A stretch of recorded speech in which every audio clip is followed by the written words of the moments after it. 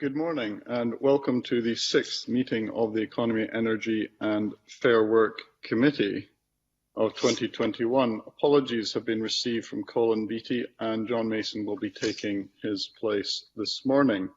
The first item on the agenda is a decision by the committee to take item 3 in private.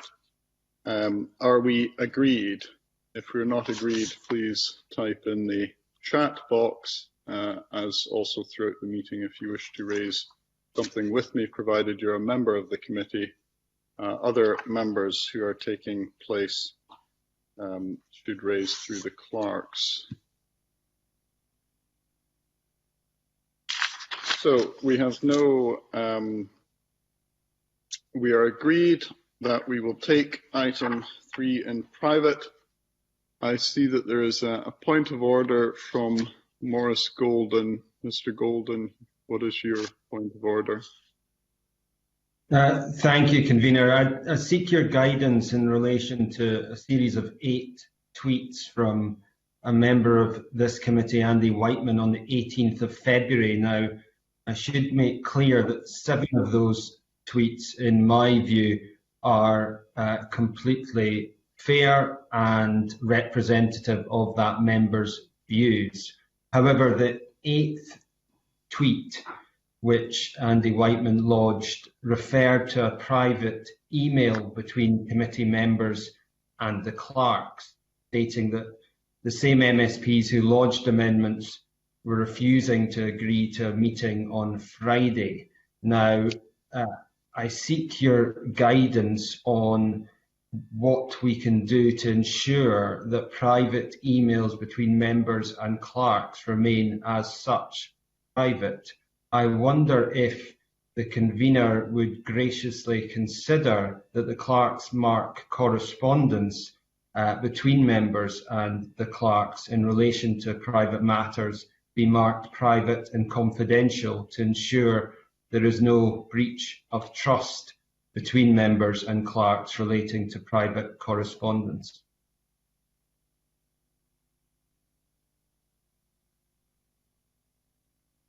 Thank you, Mr. Golden, for that. I don't think the member, as far as I'm aware, and I don't think Mr. Golden is suggesting so, is in breach of, or at least technically not in breach of the standing orders or any other code of conduct.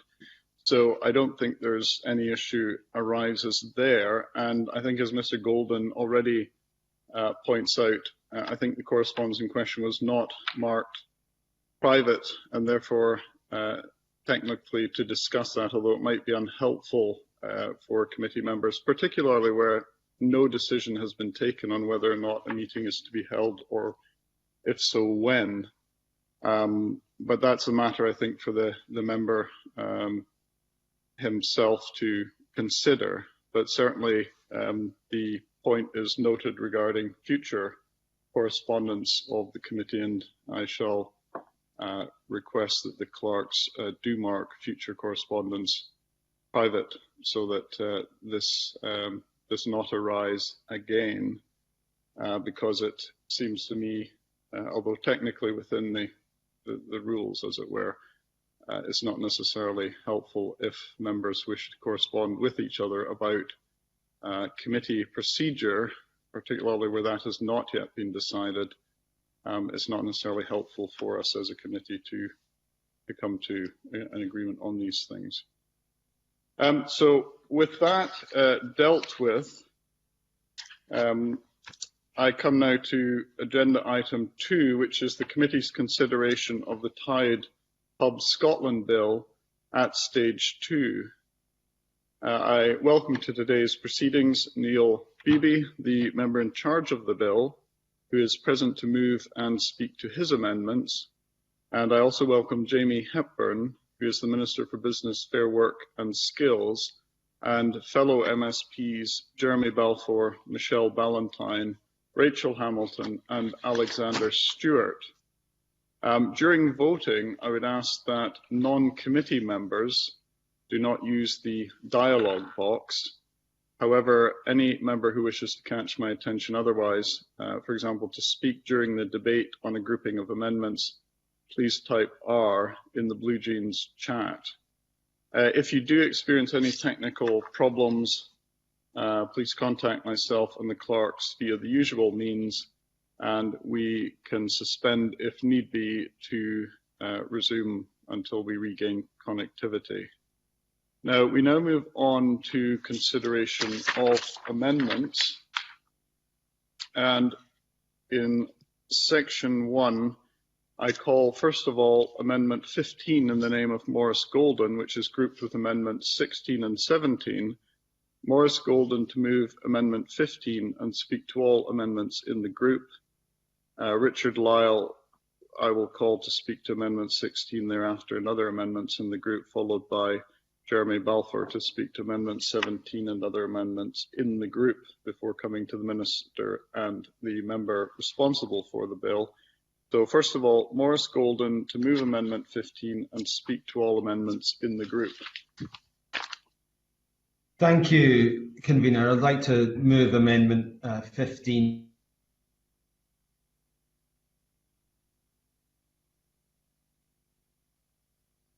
In mind, I'm approaching this bill, and I believe it's unhelpful to take a Marxist view of tenants versus landlords, of multinationals versus tenants with respect to this legislation.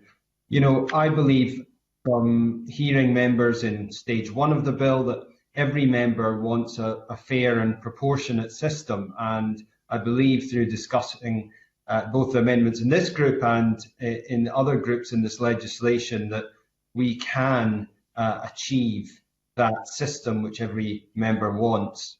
My background was a tenant in retail, and I was subject to arbitrary rent increases, and a multinational retailer just putting a large complex just up from my business, 500 yards up the road. So I understand the needs of tenants, and it's with that I approach this amendment and the amendments within this bill. In terms of the specific amendment, Convener, this amendment enables rather than requires Scottish ministers to make a statutory code which would capture all pubs in Scotland who operate the Tide Partnership model. It also removes any time limits for introduction of a code. The Tide Pubs Scotland Bill is a solution to a problem which either doesn't exist or we as the committee are entirely unsure of its extent. This amendment does several things, but most importantly, it seeks to strike a balance between giving the government all the powers it would require, introducing a statutory code for Scotland's Tide pubs and the respective pub-only businesses, but it doesn't seek to dictate the extent of the code or, most importantly, include the strict and, in many cases, totally unworkable parameters which it sets into primary legislation. I believe this is sensible, worthwhile, and a consensus-seeking amendment which listens to both the proponents and the opponents of the bill. As all members of the committee are aware, there is very little evidence to point to a major problem with Scotland's around about 750 Tide pubs, which this bill would address. First and foremost, the only detailed qualitative study into the Tide pub sector in Scotland came in 2016. It was produced for the Scottish Government by APS Group Scotland and CGA. It can be viewed via the Scottish Government website, and we can be sure of its independence and unbiased view.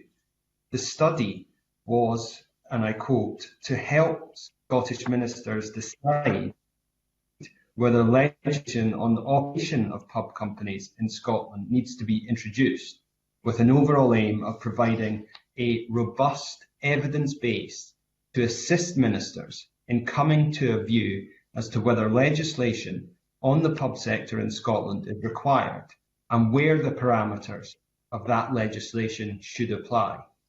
It is also noted, quite significantly in my opinion, that until that report, Scottish ministers received no robust representations which took account of all the benefits of particular pub models to highlight whether any particular model was significantly disadvantaged in Scotland. The report outputs aims to help inform future policy direction on better regulation for the Scottish pub sector, whether using a voluntary or regulated approach. The original research design required data collection to be made over 2 phases. The first step, the scoping study, aimed to use empirical evidence to assess if any part of the pub sector was unfairly disadvantaged based on case studies from all parts of the sector. This initial exercise also looked to inform whether there was a need for further investigation through follow-up research. The second stage aimed to expand upon the key results of the initial case study through a robust quantitative assessment of the market via a wider sample survey of pubs. The scoping study was designed to be representative of the different pub types across Scotland: fully tied, partial tied, managed and independent free trade. To provide as broad and evidence-based as possible, CGA used a combination of qualitative and quantitative analysis to help understand the scale of the issues within the Scottish pub tied model and the rationales behind them. This research undertaken included a literature review, semi-structured in-depth interviews, case study data collection, and triangulation of data by contrasting internal CGA data, companies' house information where available, and data collected through interviews. In order to assist with the research, a sounding board was established. The sounding board comprised of key stakeholders from the Scottish Licensed Trade, relevant trade associations, and related businesses. This group, which included both opponents and proponents of the bill, was instrumental in assisting CGA with defining both the requirements of the research and providing access to key contacts, according to the report. A number of pubs volunteered to participate in the case study research programme. These pubs were verified against Outlet Index and have been continuously present in the database for at least 2 years. The sample set was a random sample across tenure type and trading style of outlets to preset quota provided in the project brief. And this is why the context is so important for this amendment, convener, because CGA retained control of the sample base at all times to maintain complete anonymity and made the final decision regarding those outlets selected for the study on an entirely confidential basis. The confidentiality of all case study and survey data was paramount to the project. CGA used all reasonable means to ensure strict adherence by the Data Protection Act, Market Research Society, Code of Conduct, CGA internal confidentiality policies, and non-disclosure agreements. Independent free trade are those pubs that are wholly operated by licensee and free to purchase all drinks from independent sources. Within the tenanted pubs, those fully tied represent pubs that are least tenanted with a total tie to their pub companies for drinks. Pubs that are partially tied are defined as those pubs that are least tenanted with a partial tie to their pub companies for drinks. Some agreed drinks can be purchased outside their agreement. And it's important that we know the context of this, because CGA produced 3 structured bespoke questionnaires for each type of pub interviewed. The research did note that there was disappointing response from individual tenants, but nevertheless, the report concluded that on-trade is currently a very testing market in which to operate a retail business and has been for some time. There are financial difficulties driven by significant social, legislative and economic long-term changes. And I think the result of that is increasingly important, convener. And with that, I would like to conclude my remarks and listen to the views of other members. Thank you, Mr. Golden. Mr. Willie Coffey, Deputy Convener, has a point of order. So Willie Coffey. Thanks, Convener. It's just to get your guidance on how much time you might allow for members to make their points here. Mr Golden spoke for over 10 minutes there on a point, most of the content of which I don't recall being made during the committee's deliberations on this bill. So if that's the way he plans to proceed, we are never going to get through this bill today. And so I would seek your guidance about what discretion you might apply to asking the members to make their points in some kind of timely fashion, please. Thank you, Deputy Convener. My note would suggest that he spoke for 7 minutes, not 10, but perhaps at the end of the day the record will show. The reason for allowing Mr Golden some leeway is because we're at the opening remarks stage, as it were, and obviously the same courtesy will be extended to Mr Bibby if he wishes it, and perhaps the Minister. But I think as we get into amendments, I would certainly hope that members are much briefer in their comments, if I may put it that way. But that's the reason, Deputy Convener. So I hope that is sufficient for present purposes, whichever of us was watching the clock correctly. So with that comment, 10 minutes. Thank you, Convener. With that comment, bearing that comment in mind, I will now turn to another member of the committee, Richard Lyle. So Richard Lyle, I think you're starting at 9:17 according to my clock. Go on, go. Am I going to be timed? Thank you, Convener. I move to amend my name. During the pandemic, it's been evident that the hospitality industry has arguably suffered the most, with lockdowns, strict restrictions, limited support. The sector has been brought to its knees. The Tide Pubs Bill appears to want to damage the industry further by imposing levies on already struggling businesses and the countless small businesses that they support. The Scottish market is substantially different to that of England and Wales. One of the major differences being the number of Tide pubs in each region. Tide pubs account for around 39% of the market in England and Wales, nearly 20,000. By comparison, in Scotland, only 17%, 750 pubs, are tied. These statistics demonstrate multiple issues. This committee was very clear at stage one that in the balance of the evidence presented, that we did not believe there was sufficient evidence to take forward this particular piece of legislation and all it entails. The written evidence we ourselves collected, along with the oral sessions we had held with representatives from all sides of the debate, allowed us to be confident in our conclusions, and indeed was consistent with the government's own study in 2016 that concluded that no one part of the sector is disadvantaged over another. However, we are here now at stage two, so it's incumbent on all of us to try and ensure that legislation that moves forward in this area is proportionate. It is vital this legislation does not lead to a large waste of taxpayers' money and crucially does not further undermine the pub sector currently on its knees from being able to recover from the devastating impacts of the pandemic. We must protect investment and the livelihoods of the many operators and individual licensees who rely on the support of pub companies in running their businesses and pubs. So why reinvent the wheel?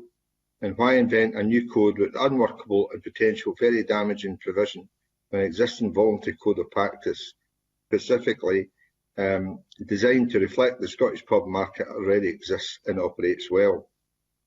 The intent of this amendment is to avoid all sorts of complicated factors with the bill, develop a new code by first putting forward the existing code on the statutory footing. When the existing UK-wide voluntary code was adapted in 2016 to the Scottish specific code, the Minister at that time noted the very positive nature of this. The Scottish Arbitration Centre, located in Princes Street in the heart of Edinburgh, was opened by Fergus Ewing, MSP, the Minister for Community Safety at that time, in March 2011. It promotes arbitration in the Scottish business community as an effective alternative to legislation, Scotland to the world as a place to conduct international arbitration. Centre is an independent non-profit company limited by guarantee, distinguished legal tradition, innovative legislation, and Scottish Arbitration Centre Scotland is well placed to compete as attractive, cost-effective venue for arbitration on a global scale. This bill effectively is a mishmash of the 2016 English regulations and the old Thatcher beer orders. It's not proportionate, it's bound to be struck down by any legal test in that regard. Now we find that over 1 in 5 pubs impacted, representing over 150 premises, have desperately written to the First Minister pleading not to let this bill go through. This shouldn't be news to anyone. One tenant said before we voted at stage 1 that the news that this was being discussed at this time, when their businesses are on their knees, still completely in the dark when they can open again, made them want to cry. Why are we progressing this piece of legislation? It reflects badly in this committee and the Parliament, and this bill could still become law. The voluntary code is already there, and I'll finish in a second, Convener. As you see, it's extremely comprehensive, guarantees fair and lawful dealing with tenants. Ingoing tenants are as prepared as they can be and have total clarity in their agreement, exactly what it entails, and ultimately there should be no surprises. Thank you, Convener. Don't know how long that was. Well, I don't think we need to worry too much about that. It was brief and to the point, as always. The one point I would make, well, 2 points. First, I've been advised by the clerks that we don't technically have points of order in committee. They're points of clarification, so I'll correct myself. And the second point is, I think reference was made to legal tests in terms of whether this can stand up or not. I don't think that's a matter for us to consider at this point, because that's not the particular issue that we're considering today. So if members could refrain from legal argument at this stage and leave it to the courts. Now, Mr. Rowley wanted to come in on what Mr. Lyle had said, and I see Mr. Simpson did as well. Do both of those members wish to come in at this point, or wait until after, in fact, Jeremy Balfour has spoken?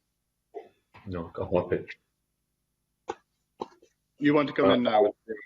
I'll come in afterwards. Yeah, I'd be happy to convene. All right, we'll let Mr. Balfour speak to Amendment 17, other amendments in the group, and I'll bring both Mr. Rowley and Mr. Simpson in that order once Mr. Balfour has spoken. So, Jeremy Balfour. Thank you, Convener. Good morning, and good morning to the committee. I would like to move Amendment 17, which is in my name.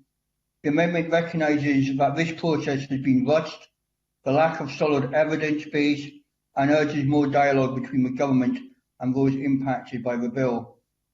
The amendment would create a consultative period of minimum of 24 months before the code could be introduced.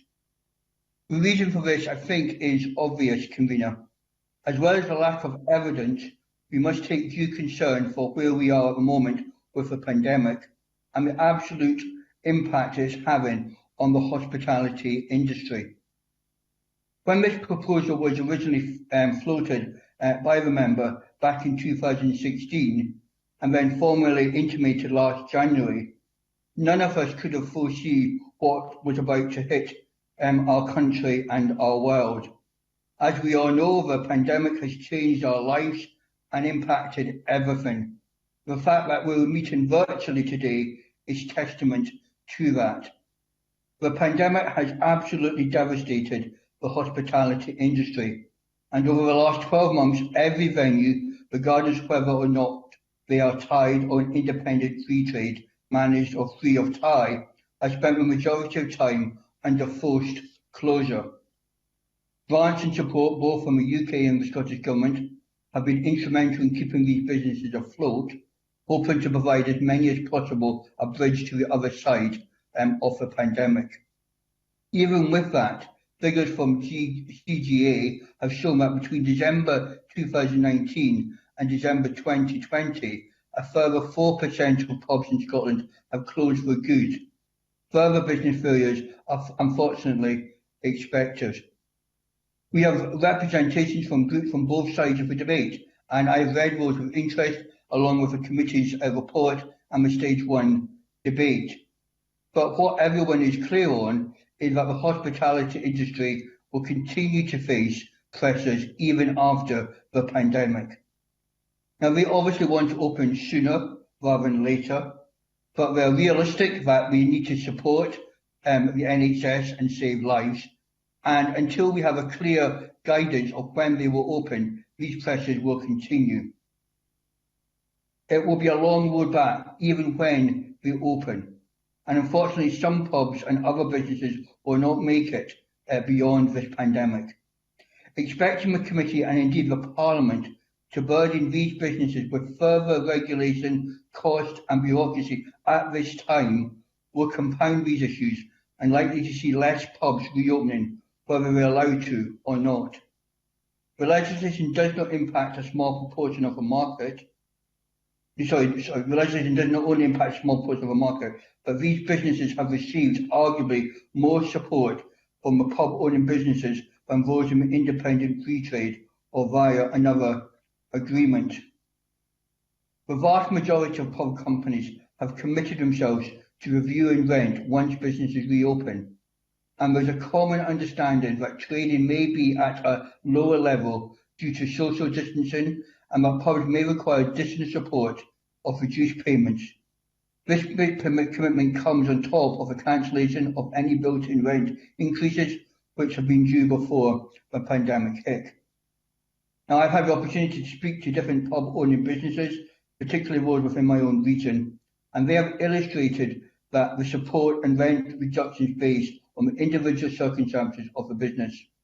This prioritisation of support by pubcos has meant that businesses which have received nothing in grant payments from the government last year, those businesses will have rateable value over 51,000, were given a fighting chance of survival. The point is, this bill was written before any of this has happened in the last 12 months. All of these factors need to be considered when deciding on the legislation before us today. We must listen directly to operators which will be impacted. One such tenant, Andrew Bowes, who runs several pubs across Edinburgh, has said this in the stage 1 debate. The coronavirus has devastated the pub sector, and politicians should be focused on that, not wasting time on proposals which aren't wanted and definitely not needed. The second major point, Convener, and more briefly if I can, is the number of pubs that we're looking at. I want to address this crucial point around that and the impact this legislation will have that we're looking at today. I know that several of the pubs are actually within my own region. I won't read them all out because of time, but there are at least 10 or 15 which are concerned with this legislation. And I believe we must heed the warning of these tenants. It's after all them who this is meant to benefit from the bill. And I also think we must analyse the data which the proposer, Mr Bibley, MSP, used to back us in reasoning for introducing the bill. The consultation carried out on this proposal received a very limited response from the tenants from which this legislation was impacted. There was, if you look at again the evidence that you took, only 9 tenants or pubs which responded. In fact, there were more Labour MSPs responded to this consultation than those within the sector. However, takeaway from the headline is that 78% of respondents were in favour of this legislation. But that means you're giving equal weight to an MSP to somebody who runs a pub. And I don't believe that is correct. Surely we must listen to those who are most impacted by the proposal, those whose businesses will be impacted, especially those whose businesses are meant to benefit from the legislation. This amendment would allow further scrutiny of the proposal, time for industry to recover from the pandemic, and would also help ensure that there's not a huge misstep by ourselves and government, which would only result in further hardship of the sector, which would mean further pubs closing and more jobs being lost. Convener, I urge the committee to back my amendment. Thank you. Thank you, Mr. Balfour. I'll now bring in Alex Rowley. Alex Rowley. Thank you, convener. I don't intend to speak in every grouping, you'll be pleased to know. I think there is a responsibility on the committee, and I did write to yourself and members of the committee last night, setting that out. We do have until Friday to see through stage 2, and given the agenda in front of us, I think brevity will be important. I do intend to vote against the amendments in this group. Normally Richard Lyle and I are amazingly on the same page on many things in politics, but I'm afraid I disagree in terms of the point he makes and Jeremy Balfour makes. Indeed, if anything, I would suggest that this is the opportunity to see this legislation through and ensure that we build back better, and that includes this industry. As someone who enjoys a pint, enjoys going to my local pub, I'm very aware of the difficulties that pubs face at this time. But I thought there was an email I got in yesterday from the Kingdom of Fife campaign for Real Ale. And they say we are a consumers organisation representing thousands of pub goers and beer drinkers in your constituency and across the country. I am writing to ask you to support the Tide Pubs Bill without it being watered down at stage 2, and to make sure that it reaches stage 3 and ultimately becomes law. And that's certainly what I want to support today. They state the bill would deliver improvements in the quality of Tide pub sector, helping to make community pubs more sustainable, as well as increasing variety and choice at the bar for consumers. They do say that we have serious concerns that not progressing this legislation or amending it so that its main principle, along with the right to a market rent only lease option, are watered down or removed in order to make the legislation ineffective, will mean that the existing problems and unfairness in the Tide Pubs model remain. Not only would this be a missed opportunity for the industry to build back better after COVID-19 crisis, it would have devastating consequences for consumers and Tide pub tenants in Scotland who deserve at least the same protections as their counterparts in England and Wales. I agree with that, convener, and I do hope that we can make the progress that we need to make, that people will restrict their comments. I think we all know where we are at with the arguments, but I would just say to my fellow committee members, we have a responsibility to the Parliament to get through stage 2. Hopefully we'll do that this morning, but we certainly have to do it by the end of Friday. Thank you very much, convener. Thank you, Mr. Rowley. Mr. Simpson. Yeah, thanks very much, convener. Well, a number of members have mentioned how we should be approaching this amending stage. My own view, convener, having been through a number of bills in this parliamentary session, is it's incumbent on us to do our job properly. And that involves scrutinising legislation, and amending legislation is a very, very important part of that. So, you know, I think all the amendments that I can see, and I know there are a lot of them, they are important, and it's important that arguments are presented. So, having said that, convener, just looking at this group, the 3 amendments in this group I think are entirely sensible. The members who've presented them have set out the case very well. And of course, it's with the background of the pandemic. We have a sector which has been decimated. And my concern, and I'm a Real Ale fan just as much as Alex Rowley is, my concern is what will be left at the end of this pandemic. Other members, I think it was Richard Lyle mentioned that there are only 750 Tide pubs in Scotland. That's just 17% of the market. In England and Wales, there are 20,000. That's 40% of the market there. So we're in an entirely different situation here in Scotland. Maurice Golden, I think it was, mentioned the independent study in 2016, commissioned by the Scottish Government. That showed there was not a case for legislation. That stated very clearly, quotes, the evidence collected did not suggest that any part of the pub sector in Scotland was unfairly disadvantaged in relation to another. And another point, Convener, tenants of 151 Scottish pubs have written to the First Minister about the bill, saying that it should either be disregarded or amended so that it doesn't damage their business. So having said that, Convener, I'm supportive of the amendments in the names of Maurice Golden, Richard Lyle and Jeremy Balfour. Thank you. Thank you, Mr. Simpson. And let me now come to the Minister before coming to the member in charge of the bill. So Jamie Hepburn, Minister. Thank you, Convener. I am here today, of course, to set out the Government's views on amendments to this bill. And doing so, I must stress that it is, of course, not the Government's bill, but Mr Bibby's.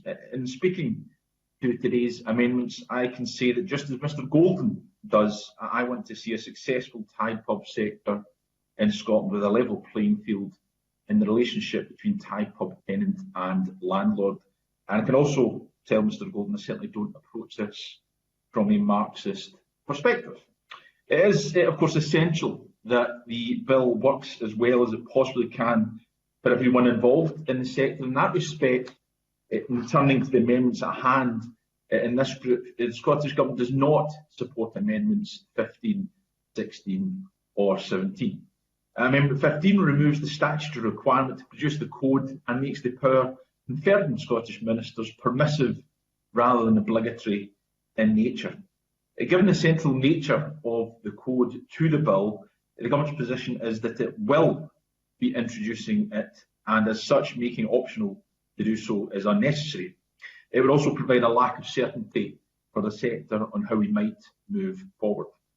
Amendment 16 results in pub owning companies needing to comply with a hitherto voluntary code of practice, which we know from stage 1 evidence there are concerns around its effectiveness, although it will of course be a useful basis on which we can inform the consultation we undertake.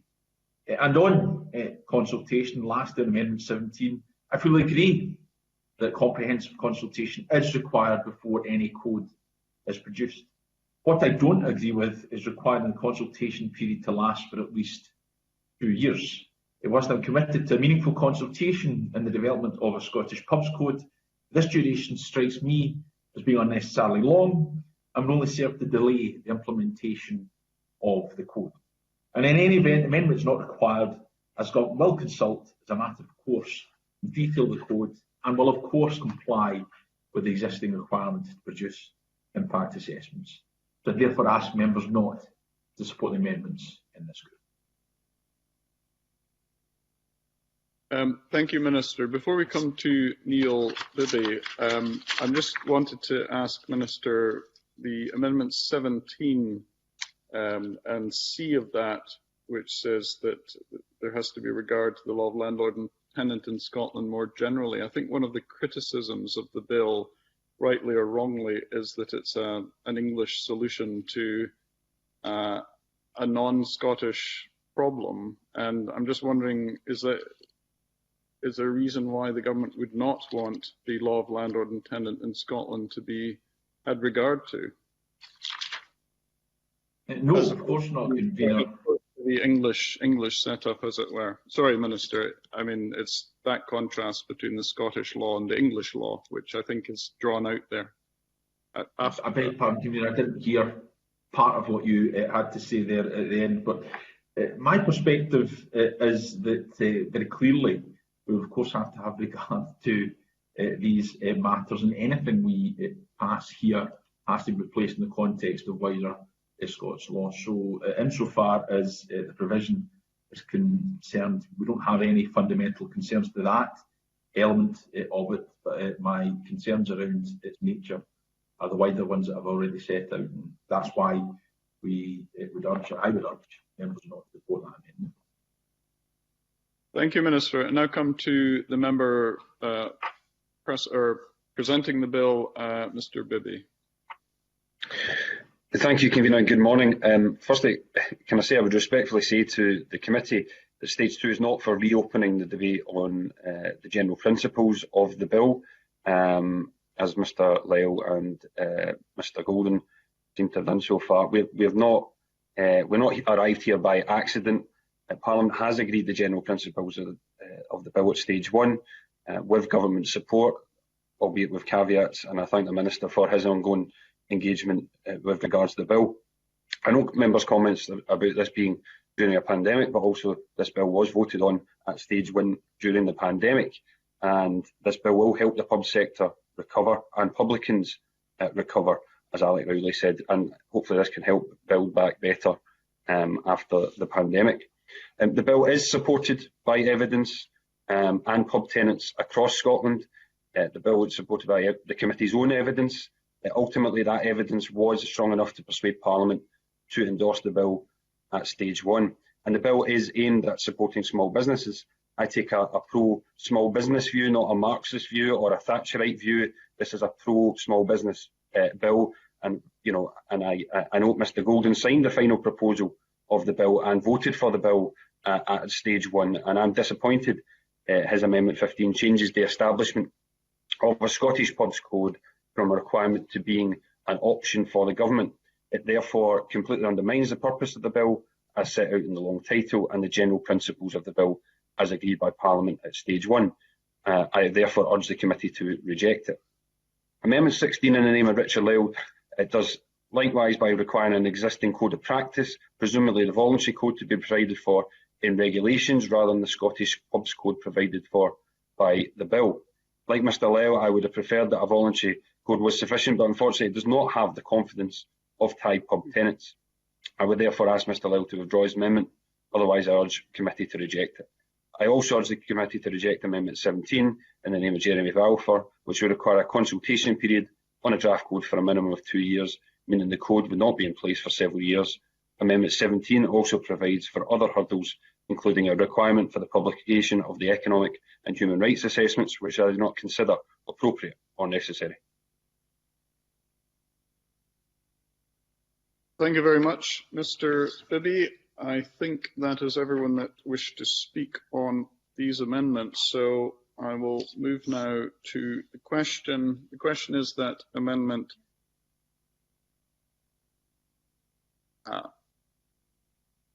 sorry, apologies. The approach is whether I should need to ask Maurice Golden to wind up and to press or withdraw Amendment 15. Maurice Golden. Thank you, Gordon. And addressing some of the points that have been mentioned, I would like to say that my Amendment 15 that changes from must to may, if the Scottish Government is the same composition by the time, if it passes, the Act is in place, then it will have, in fact, no effect, because, as we heard from the Minister, they intend to press ahead with the introduction, and therefore my amendment would have no regard to that. So I think that my amendment actually provides Parliament and a future Scottish Government of a different composition with the opportunity either to explore further evidence or indeed to introduce,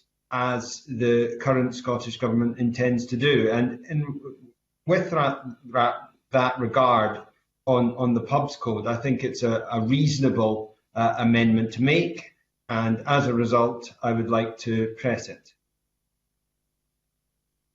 All right, the member is pressing Amendment 15, and the question will be that Amendment 15 be agreed to. Are we all agreed? We are not agreed, and I will hold the vote in the usual manner. Members, if they could raise their hands to indicate their position at the appropriate point, and I will then read out, as it were, the names of those who have voted as we go through the different stages. So, first of all those in favour of Amendment 15, if they would raise their hands, please. Now, I think that is 3 members, Graham Simpson, Maurice Golden, and myself. I think is that. Against the amendment, all raise their hands. So we have Alex Rowley, Richard Lyle, John Nason, Gordon MacDonald, and Willie Coffey, the Deputy Convener. That is, thank you. Now, I think that is everyone, so that means there are no abstentions. So there are 3 for, 5 against, 0 abstentions. The amendment is not agreed to. We now move on to Amendment 16 in the name of Richard Lyle, already debated with Amendment 15. Richard Lyle, to move or not to move? Thank you, Convener. I've listened with interest to comments made in regard to my amendment in this and taking them on board. In regard to that, I shall not move the amendment and withdraw it. I'm sure Mr. Rowley will be very happy.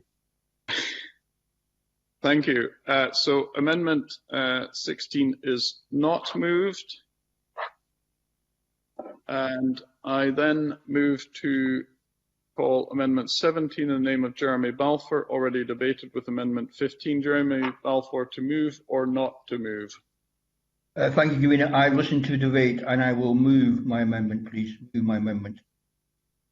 All right. The question is that Amendment 17 be agreed to. Are we all agreed? We are not agreed. We will therefore go to a vote on Amendment 17. The question is that Amendment 17 be agreed to. Those for, please raise their hands. That is Graham Simpson, Maurice Golden, and myself for. And those against, we have Alex Rowley, John Mason, Richard Lyle, Gordon MacDonald, and Willie Coffey against. And that means there are, again, no abstentions. So the vote is 3 for, 5 against, no abstentions. That amendment is therefore not agreed to. We now come to the group on Scottish pub codes. Sorry. Apologies. One other question which I think I need to ask as a matter of formality. The question is that Section 1 be agreed to. Are we all agreed? We are agreed. And we then come to the next grouping, which is the Scottish Pubs Code Information and Certain Terms of Agreement. So I would call, first of all, Amendment 18 in the name of Michelle Ballantyne, which is grouped with amendments as shown on the groupings. And I would point out that Amendment 26 in this preempts Amendment 27. So if Amendment 26 is agreed to, I cannot call Amendment 27, Amendment 26 being further on in this group. So I will call Amendment 18, ask Michelle Ballantyne to move Amendment 18 and speak to all amendments in the group. Michelle Ballantyne. Thank you, Convener. As has been discussed this morning, stage 1 of this bill was passed by Parliament. So I believe our job today is to make sure that it is fit for purpose for both sides. It is really important that those publicans who have tied leases feel that they're being fairly treated and that they have all the necessary protections within this bill. But it is also important that the pubcos, those who own these buildings in effect, can actually get a fair return on them as well. Because if both sides don't have a win-win situation as a result of this bill, then what we will see is a decline in opportunity for entry to market for people who wish to become publicans. And tied pubs are often the first stage of being able to do that. So I'm very keen through my amendments to try and ensure that that win-win situation exists. So the amendments in this one are really quite simple. So I'm moving amendments 18, 24 and 29. And these are really basic to ensure that there is fairness for both sides. So 18 just deals with the fact that you can use electronic or hard copy ways of responding. I want to make sure that any methodology accords with industry practice, because I think that is basic. Otherwise, you end up with conflicts between the bill and the reality of commercial practice.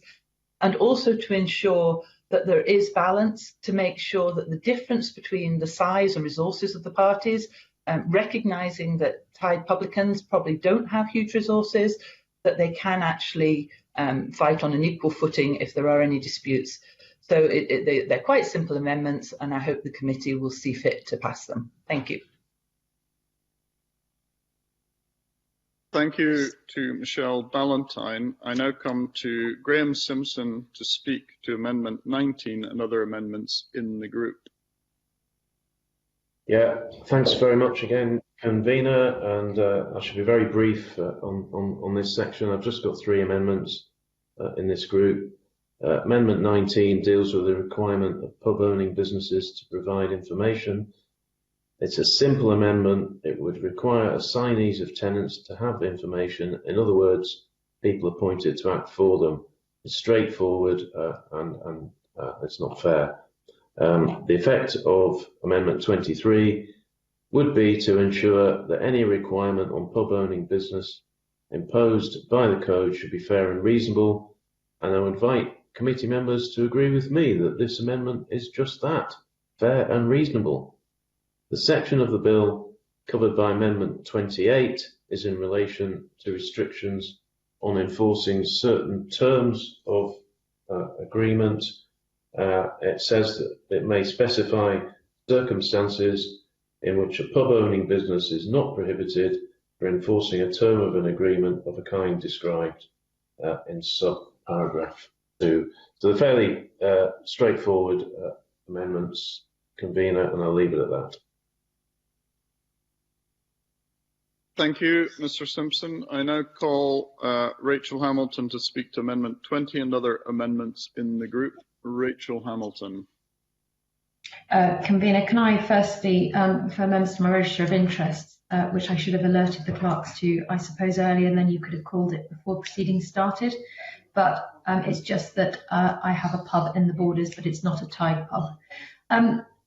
I have 4 amendments in this grouping, Convener. They're amendments 20, 21, 22 and 25. And Amendment 20 seeks to remove the need to supply information to the adjudicator, and this information could still be supplied if there was an issue with any agreement. However, there's no foreseeable need as to why this information would need to be supplied up front, and the code shouldn't mandate every agreement, regardless of there being any issues or not, being required by the adjudicator. Amendment 21 removes the "for example" from this section. This ensures that the legislation just leaves the requirement entirely open-ended. Amendment 22 inserts when the code should require information pertaining to rental assessment. It would ensure that this is only in the circumstance where there is an increase of 2% above RPI in the price of a product or service, which is subject to a product tie or service tie that the tenant has a contractual obligation with. This will ensure that it is only those arrangements where there has been a significant increase in the charges to the tenant are captured. This will help ensure consistency and clarity for both the tenant and pub owning business. Amendment 25 is similarly aimed at giving protections to tenants. This does so by granting a right of appeal should the following conditions be met. An event had occurred which is beyond their control. The rent assessment was not reasonably foreseeable when the tenancy was granted or when the rent was last assessed. There has been a significant impact on the level of trade that could reasonably be expected to be achieved by that particular Tide pub. Is any other matter as specified in the code. And finally, Convener, this also helps ensure that appeals are correct in nature and are not frivolous. Thank you. Thank you. And I now call Alexander Stewart to speak to Amendment 26 and other amendments in the group. Alexander Stewart, I think we have him. Yes, we have him there. Good morning, Convener. Delighted to be here this morning, and I move Amendment 26 in my name. To remove the discretion of Scottish ministers to decide what terms it is unenforceable, the bill gives no guidance as to the basis on which Scottish ministers are able to decide this issue. No issue is taken with the provision of Section 31B, which prohibits penalty clauses where a tied pub tenant seeks to enforce the code and upwards only rent renewals. However, the effect of this clause is that it will create huge uncertainty and until the code is brought into terms, it may not be permitted. It may mean that pub owners, businesses decide not to grant any further leases until they know what terms are lawful and what are not. Furthermore, because Scottish ministers have the power to amend the code using secondary legislation, a term of the lease could be enforceable at one point in time and later declared to be unenforceable. This has the effect of retrospectively rendering terms which would otherwise be lawful unlawful, and as therefore objects to the whole principle of this matter, I move Amendment 26 in my name, Convener. Thank you. Thank you, Mr. Stewart. And now Jeremy Balfour to speak to Amendment 27 and other amendments in the group. Jeremy Balfour. I think, yes, Mr. Gold wants to come in. I think you want to come in after Mr. Balfour, before Mr. Golden? After Mr. Balfour, I think. Jeremy Balfour. Thank you, Convener. I will be slightly briefer than last time in regard to Amendment 27. I think Amendment 27 it will ensure that terms that are reasonable and are outside the provisions. This provision will ensure that terms are not automatically enforceable. It is not appropriate and indeed may prove impossible task for Scottish ministers to produce a definite list of terms that are considered to be objectionable. Much will depend on the particular circumstances of the case, and so laying down hard and fast rules, I would argue, is not the way to proceed and will actually make this legislation less effective. However, it is important that if such a provision is to be included, the Scottish Parliament gives some guidance to Scottish ministers and then to the adjudicator and ultimately to the courts as to how reasonableness is to be determined. I then move Amendment 27, Convener. Thank you, Mr. Balfour. I think the only other member wanting to speak in this group is Maurice Golden. Maurice Golden. Thank you, Convener. And just briefly, I think that these amendments reflect fairness, accordance with industry practice, and provide the balance that we would want to see from this bill. Ultimately, these are pro-small business amendments that provide Scottish ministers with some reasonable guidance as to how tests on the application of the requirements of this bill can be made, and I would urge committee members to support them on that basis. Thank you. In that event, I would call the Minister, Jamie Hepburn. Minister. Thank you, Convener. We've heard that Amendments 18, 19, 20, 23 and 24 all relate to pub owning businesses being required to provide information under the code. It's the government's view that these amendments are unnecessary or could have the effect of preventing the legislation from working well. The bill does not currently restrict the format in which information can be provided to prospective tenants. It also makes provision for the code to set out requirements for how information is to be produced. Turning to Mr Simpson's Amendment 23, actually I support the principle behind that amendment, which of course seeks that information requirements are fair and reasonable. I did give this amendment close consideration, but concluded there is, however, no need to put that in the face of the bill, given that Scottish ministers must use their best endeavours to ensure the code is drafted consistently with principles of fair and lawful dealing, and will be subject to various impact assessments before being introduced through secondary legislation. Effectively, the bill as drafted already accounts for the concerns raised by Graham Simpson. As mentioned earlier, I also support full and thorough consultation on the draft Scottish Pubs Code. I think this is at the centre of Ms Ballantyne's Amendment 24, and I believe it will be accounted for by the process that we take forward. Amendment 20 would simply prevent the adjudicator from carrying out investigations effectively if it can't require information. Or it also goes to the route of a later amendment from Ms Hamilton, namely the removal of the office of adjudicator altogether, and might be considered in that light too. Amendments 21, 22 and 25 on rent assessments are, in my view, equally unnecessary. I'm not clear why we want to restrict the rent assessments to a few situations when the code has not yet been developed and appropriate consultation with stakeholders has not taken place. Last, amendments 26, 27, 28 and 29 on enforcing certain terms of agreements would reduce the operational effectiveness of any Scottish Pubs Code. Paragraph 3 of Schedule 1 is a key lever to ensure compliance with the code. So I would therefore ask members not to support these amendments. Thank you, Minister. And now Neil Bibby. Thank you, Convener. Can I also refer members to my register of interests? I did so at stage 1 and the support I've received in relation to this bill, but I'll do so at stage 2 for full transparency.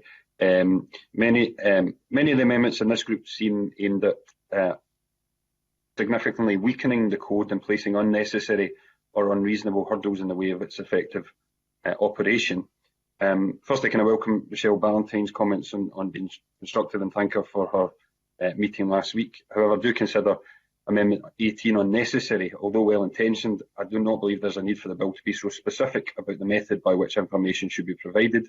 The code can consider that issue if it comes up in consultation. Amendment 19 adds prospective assignees of Thai pubs to the list of those that the pub owning business may require to give information. I'm not convinced that is necessary. Amendment 20 in the name of Rachel Hamilton would remove the possibility of the code requiring pubcos to provide information to the adjudicator. I believe this is unhelpful and a counterproductive measure which would undermine the effectiveness of the code and the role of the adjudicator and reduce the principles of transparency and openness which the drafting of the bill reflects, and I urge the committee to reject this amendment. Amendments 21 and 22, also in the name of Rachel Hamilton, deal with the possibility of the code requiring pubcos to provide rent assessments to their tenants and seek to limit and to make very specific the circumstances where a rent assessment would be required. I do not support such a restriction and urge the committee to reject the amendments. Other amendments in this group which relate to the requirement to provide information are amendments 23, 24 and 25.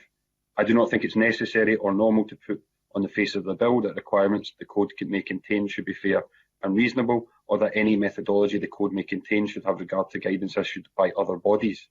And Amendment 25, in providing for an appeal mechanism for a tenant who has been subject to a rent assessment, makes this subject to a number of substantial and uncertainly expressed hurdles.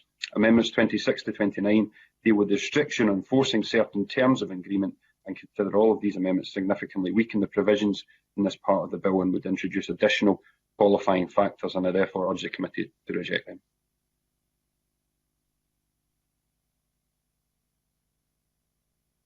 I think committee member Maurice Golden wants to come in. Oh, sorry, that's old, in fact. No, he doesn't wish to come in at this stage. Very well. I will then move on to ask Michelle Ballantyne to wind up and to press her withdraw Amendment 18. Michelle Ballantyne. Thank you, Convener. I hear what the Minister says and what the member says and who's presenting the bill, but I think it is important to ensure that it is on the face of the bill that things are fair and reasonable to both sides of the party, and that it does accord with industry practice, and particularly that it takes account of the different resources of both parties So I will press Amendment 18. I will press Amendment 18. All right, the question is that Amendment 18 be agreed to. Are we all agreed? We are not agreed. We will therefore go to a vote. So first of all members in favour of Amendment 18, please raise their hands.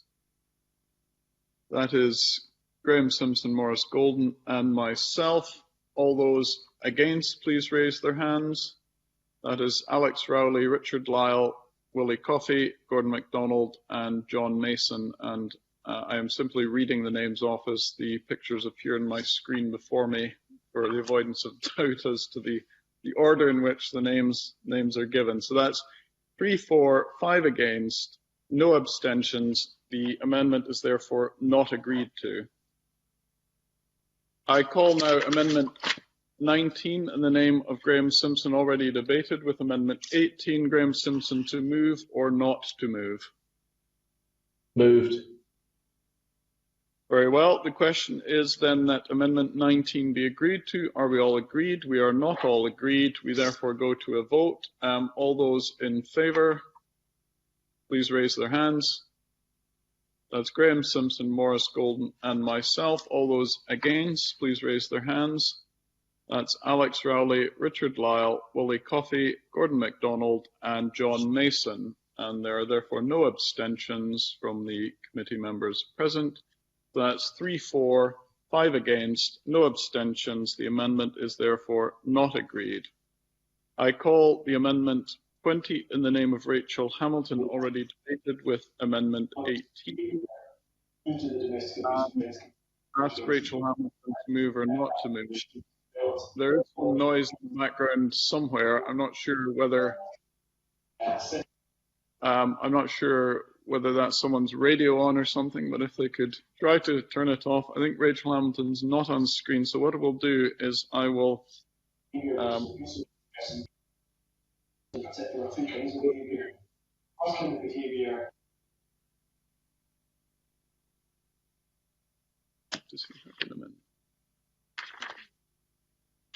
Sorry, I think Rachel Hamilton is not on screen, so I'll come to Maurice Golden and ask if he wishes to move Amendment 20 in the name of Rachel Hamilton on her behalf, which has already been debated with Amendment 18. Amendment 18, Mr. Golden, move or not to move? Sorry, Amendment 20. Amendment 20. I believe Rachel's actually moving amendments in another committee at the same time, such as the vagrancies of the online system we have here. So I suspect that's where she is. So I'm happy to move on Amendment 20 on her behalf. Thank you. Well, if members are in another committee, please switch it off so we don't hear it in this committee online at the same time. Are we agreed on Amendment 20 then, committee? We are not agreed. We will therefore move to vote. The question is that Amendment 20 be agreed to. All those in favour raise their hands. That's Graham Simpson, Maurice Golden, myself, and all those against, please raise their hands. That's Alex Rowley, Gordon MacDonald, John Mason, Willie Coffey, and Richard Lyle. Again, no abstentions from those present. So that is 3 for, 5 against. The amendment is therefore not agreed. I now call Amendment 21 in the name of Rachel Hamilton, already debated with Amendment 18. Maurice Golden, to move or not to move? Moved. Thank you. Are we agreed? We are not agreed. Therefore, the question is that Amendment 21 be agreed to. We will go to a vote. All those in favour, please raise their hands. That is Graham Simpson, Maurice Golden, and myself. All those against, please raise their hands. That is Alex Rowley, Gordon MacDonald, John Mason, Willie Coffey, and Richard Lyle. Therefore, no abstentions. That is 3 for, 5 against, 0 abstentions. The amendment is not agreed to. We come then to Amendment 22, which I call in the name of Rachel Hamilton, already debated with Amendment 18. Maurice Golden, to move on Rachel Hamilton's behalf or not to move? Moved. The amendment is moved. Are we agreed to it? We are not agreed. We go to a vote. All those in favour, please raise their hands. That's Graham Simpson, Maurice Golden and myself. All those against, please raise their hands. Alex Rowley, Gordon MacDonald, John Mason, Willie Coffey and Richard Lyle. Therefore, 0 abstentions, 3 for, 5 against, 0 abstentions. That amendment is not agreed to. I now call Amendment 23 in the name of Graham Simpson, already debated with Amendment 18. Graham Simpson to move or not to move? That's moved. Amendment 23 is moved. Are we agreed on Amendment 23? We are not agreed. We therefore go to a vote on that. All those in favour, please raise their hands. That's Graham Simpson, Maurice Golden and myself. All those against, please raise their hands. That's Alex Rowley, Gordon MacDonald, John Mason, Willie Coffey and Richard Lyle. Therefore, no abstentions, that being the full number present. There are 3 for, 5 against. The amendment is therefore not agreed to. Now I call Amendment 24 in the name of Michelle Ballantyne, already debated with Amendment 18. Michelle Ballantyne to move or not move? Move. Amendment 24 is moved. Therefore, is it agreed to?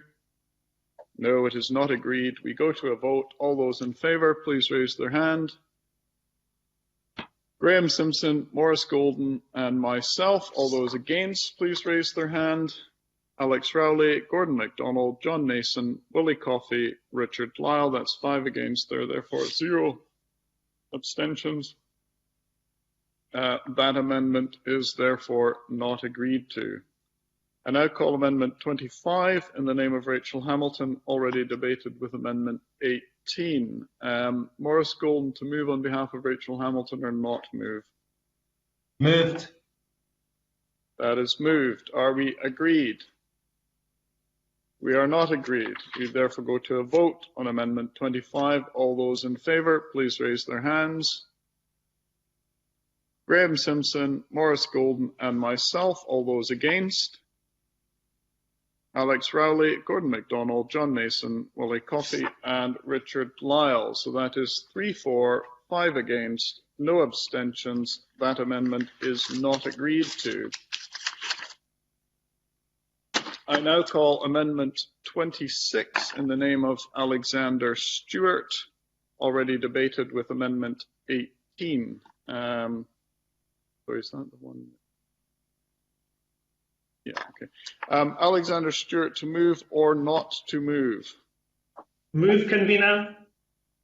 Thank you, Mr. Stewart. Are we agreed on Amendment 26? We are not agreed. I have to remind members that if Amendment 26 is agreed to, I cannot call Amendment 27 due to the rule on preemption.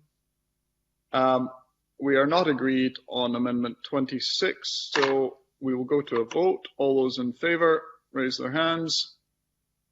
That is Graham Simpson, Maurice Golden and myself. All those against, please raise their hands. Alex Rowley, Gordon MacDonald, John Mason, Willie Coffey and Richard Lyle. So that is 3 for, 5 against, no abstentions. Amendment 26 is not agreed to. The question, I call Amendment 27 now in the name of Jeremy Balfour, already debated with Amendment 18. Jeremy Balfour to move or not to move? Move, convener. Very well. Are we agreed on Amendment 27? We are not agreed. We go to a vote. The questions at 27 be agreed to. All those in favour, raise their hands. So that's Graham Simpson, Maurice Golden and myself. All those against, please raise their hands. Alex Rowley, Gordon MacDonald, John Mason, Willie Coffey and Richard Lyle. So that's 3 for, 5 against, no abstentions. The amendment is not agreed to. I now call Amendment 28 in the name of Graham Simpson, already debated with Amendment 18. Graham Simpson to move or not to move? Moved, convener. Very well. The question is that Amendment 28 be agreed to. We are not agreed, so I would then ask all those in favour to raise their hands. Graham Simpson. Maurice Golden, myself. All those against? Alex Rowley, Gordon MacDonald, John Mason, Wally Coffey and Richard Lyle. So that is 3, 4, 5 against. The amendment is not agreed to. I now call Amendment 29 in the name of Michelle Ballantyne, already debated with Amendment 18. Michelle Ballantyne, to move or not to move? Move. Thank you, Michelle Ballantyne. Are we agreed on Amendment 29? We are not agreed. There will therefore be a vote. All those in favour, please raise their hands. Graham Simpson, Maurice Golden, myself. All those against? Alex Rowley, Gordon MacDonald, John Mason, Wally Coffey and Richard Lyle. That is 3, 4, 5 against and no abstentions. The amendment is therefore not agreed to. Now,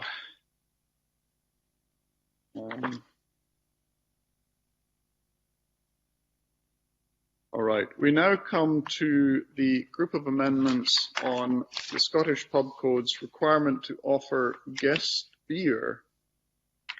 And the first amendment to be called in this group is Amendment 30 in the name of Maurice Golden, which is grouped with amendments as shown in the groupings.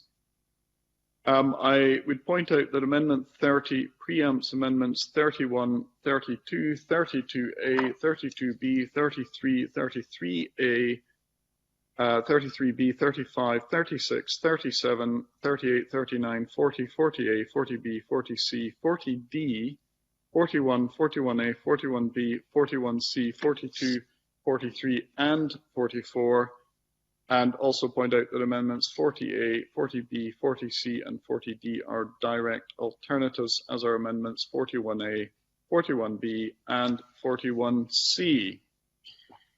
Now, direct alternatives are 2 or more amendments seeking to replace the same text in a bill with alternative approaches. In the case of this group, as I've already noted, there are 2 areas where this arises. Taking amendments 40A, 40B, 40C and 40D, for example, a vote will be taken on all 4 amendments in the order in which they appear in the marshalled list. If all 4 were to be agreed to, then each in turn would succeed the other, and it would be the last of those amendments that would appear in the bill as amended. With that explanation, I will now come to Maurice Golden to move Amendment 30 and speak to all amendments in the group. Thank you, Convener. I'd like to move Amendment 30 and speak to all the amendments in the group. I will keep this as brief as I possibly can, but I also hope members recognise the number of amendments to go through in this group. The first amendment which I'll address is Amendment 30, and that would remove the need for a guest beer provision to be inside the code.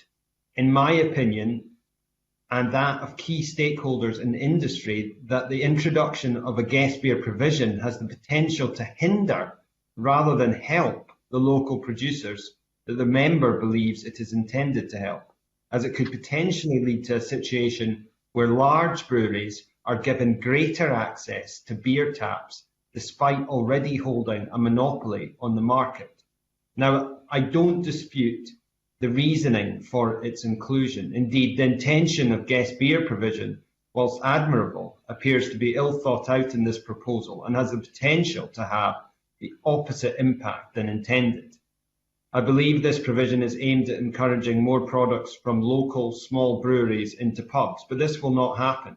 Instead, the consequence would be a race to the bottom on price, meaning larger, multinational brewers would be able to outprice smaller domestic brewers, crowding them out of the market and removing the opportunity for consumers to enjoy some local produced fantastic beer. There has been a brewing renaissance in Scotland over the last number of years. The number of breweries has skyrocketed. There is estimated now to be over 150 active breweries in Scotland, and effects from the pandemic aside, it has been a fantastic success story which we should be seeking to support and not hinder with further misguided interventions into the sector. If this provision were to be included unamended, as the member responsible has indicated he would like to happen, this race to the bottom would occur.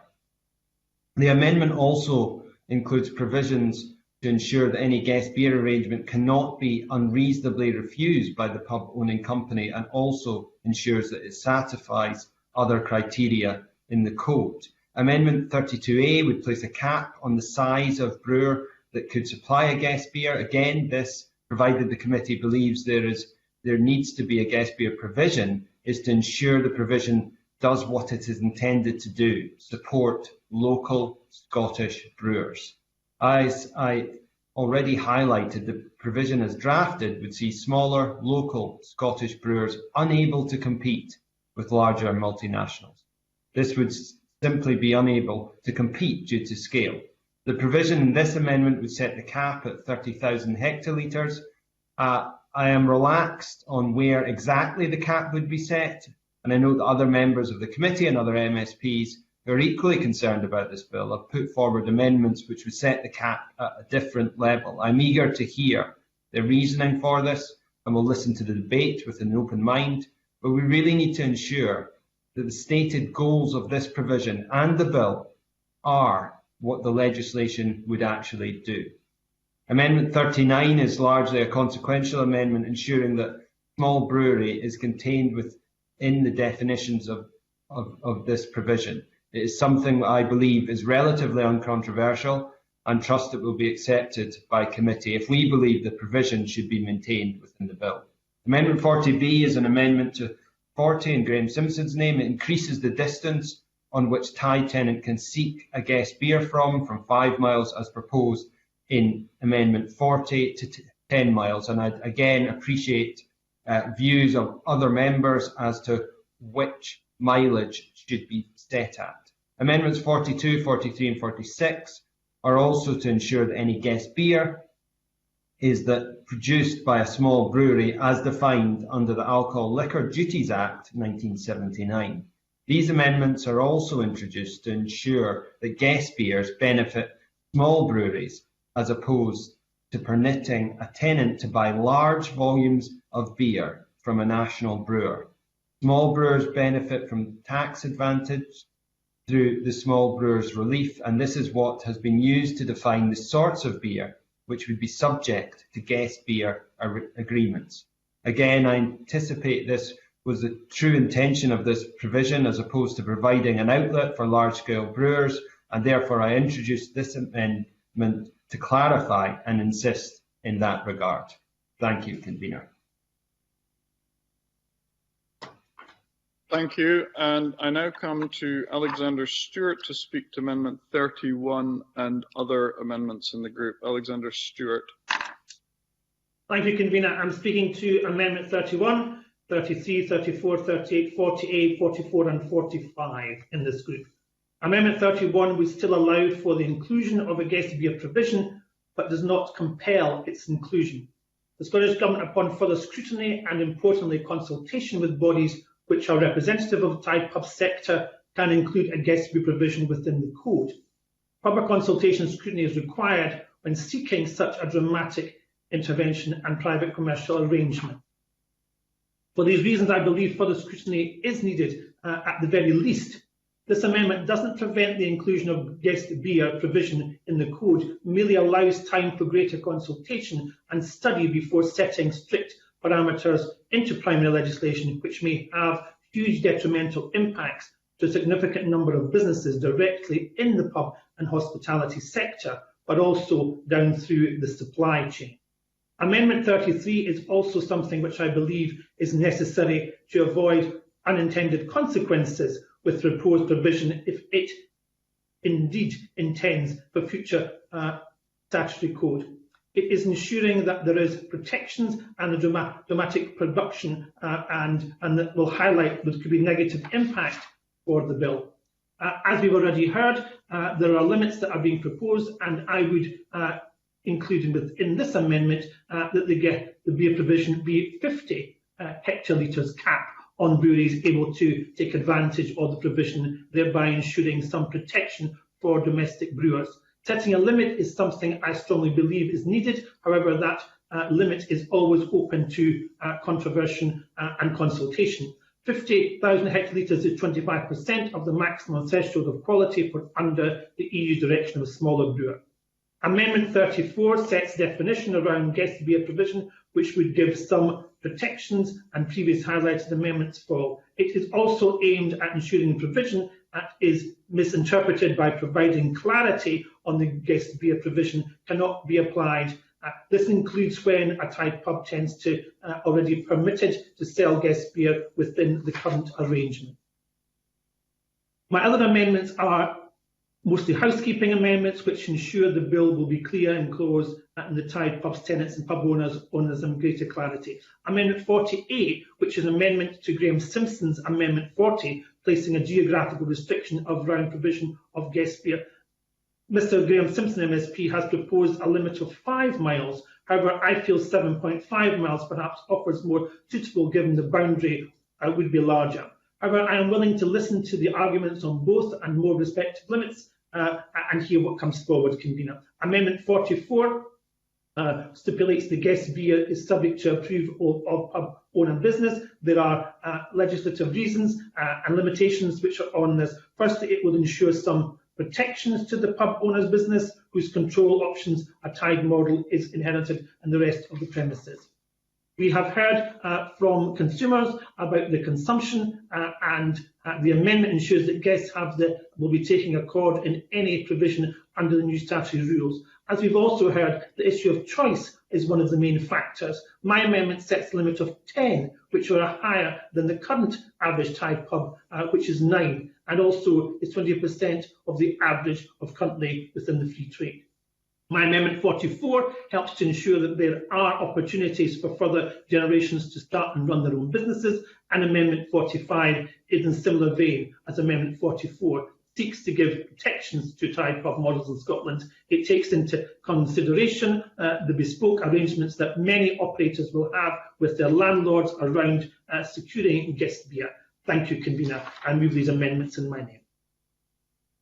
Thank you, Mr. Stewart. Now, I noticed that Mr. Rowley wanted to come in, and I would propose, unless he indicates otherwise, to bring him in at the end of the members speaking to the different amendments before the Minister comes in these. And I see he's nodding in agreement with that. So I now move to Graham Simpson to speak to Amendment 32B and other amendments in the group. Graham Simpson. Yeah, thanks, Convener. I've got 3 amendments in this group, but as you've heard already, I think this is a really important group. So if you excuse me, I'll speak for a while, but I will be cutting down dramatically what I had planned to say. The amendments in my name would seek to give protections to the smallest Scottish producers and those in the local area to the pub. A completely unrestricted guest beer provision would have a number of unintended consequences, which we must be alive to. And I thank the previous speakers for highlighting these in some detail. And I share with them the concern that if this provision is to proceed, then there would be detriment to many parties. Not only would we see larger players who currently operate in Scotland take advantage by driving prices down, but this lack of restriction could see further multinational operators enter the Scottish on-trade market with the sole purpose of crowding out the growing number of excellent Scottish brewers, and that's a great thing, who are continuing to go from strength to strength.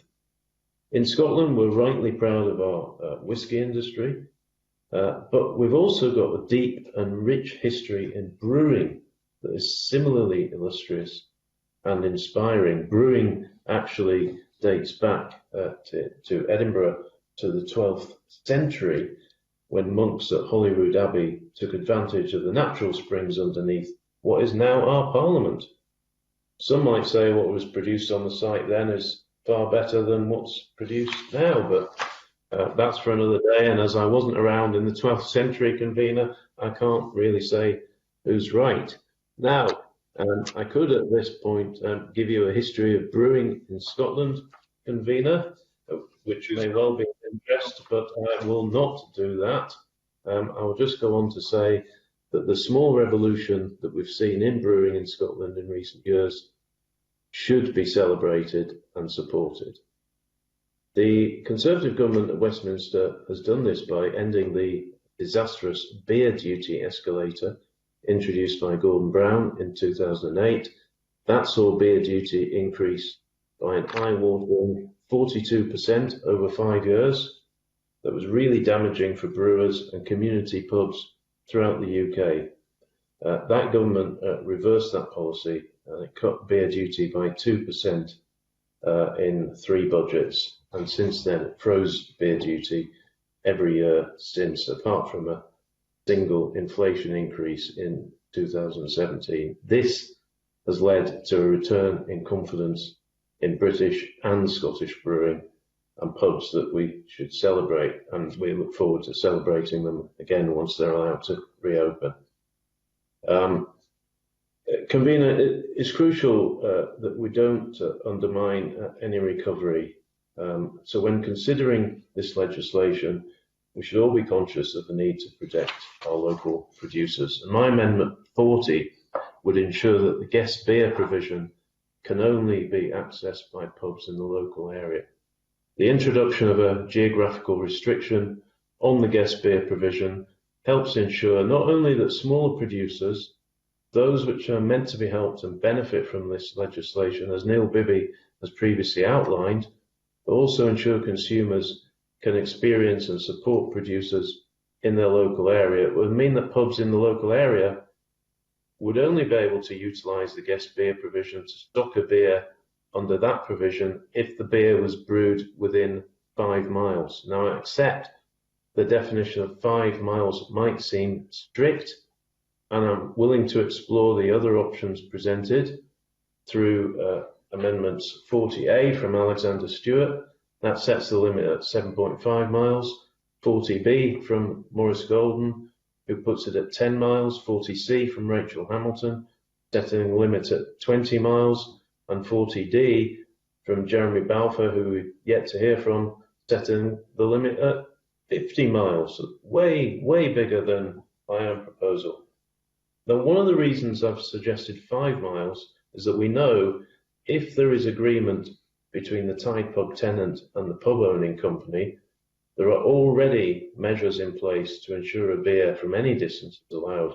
Maintaining a 5 mile zone around each respective pub will still give opportunities to local producers, perhaps giving an advantage over other non-local products, but also still allow for the sourcing of products from outside of the 5 miles through the channels currently available. That could be the SEBA Beer Flex scheme. It could be that. That stocks beers from a growing number of Scottish brewers. I could list them all, Convener, but I will not do that. It's quite a long list. But suffice to say, there's no shortage of choice when it comes to Beer Flex. Even for those brewers which are not part of that scheme, they're still often available to operators. If there is a clear demand for a product, the operator or Tide tenant will approach his business development manager and ask for that product because they believe they can make a profit from it. As it's in the pub owning business's best interest that the Tide tenant is successful, they will support that by providing bespoke arrangements to access desired beers which ensure the Tide tenant, the consumers and pub owning businesses succeed. So placing a geographic limit around a guest beer doesn't restrict those from outside from selling their beers inside any pub, far from it. What it does do is ensure that those most local brewers provide favourable conditions in their local communities. Amendment 32B is an amendment from Maurice Golden's Amendment 32, which you've heard about. That provides the pub owning business the ability to source the desired guest beer. It also amends the proposed limit of 30,000 hectolitres proposed in Amendment 32A to 10,000 hectolitres. And again, I would point to the already well-established routes into Tide pubs through existing channels, which doesn't preclude any brewer of any size in any location being sold in a Tide pub. But it does provide protections both pub-owning businesses and the smallest of brewers. Furthermore, the amendment specifically state that, quote, "It is not unreasonable for a pub-owning business to refuse an application. It doesn't prevent those over 10,000 hectolitres being accessed via the guest beer provision. If it's in the mutual interest of the pub tenant and pub-owning company, then it can still be sold." Amendment 41A is an amendment to Jeremy Balfour's Amendment 41 that changes the proposed cap in that amendment from 100,000 hectolitres to 5,000 hectolitres. 5,000 hectolitres is the current rate under which producers receive a 50% discount in excise duty and a natural limit. It's a natural limit as it's already an established line. So I urge members to back these amendments should they be required. Thank you, Convener. Thank you, Mr. Simpson. And I now call Richard Lyle to speak to Amendment 33A and other amendments in the group. Mr. Lyle. Yeah, thank you, Convener.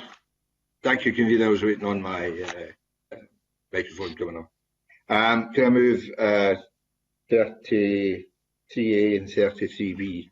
But before I come to my amendments, I think it's important to note how similar the guest beer provision in the Act is to the dreaded beer orders of the 1980s.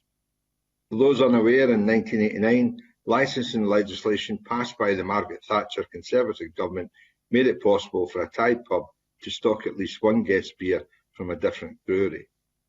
The Monopolies and Mergers Commission were concerned that the market concentration of the big six breweries at 75% represented a monopoly situation.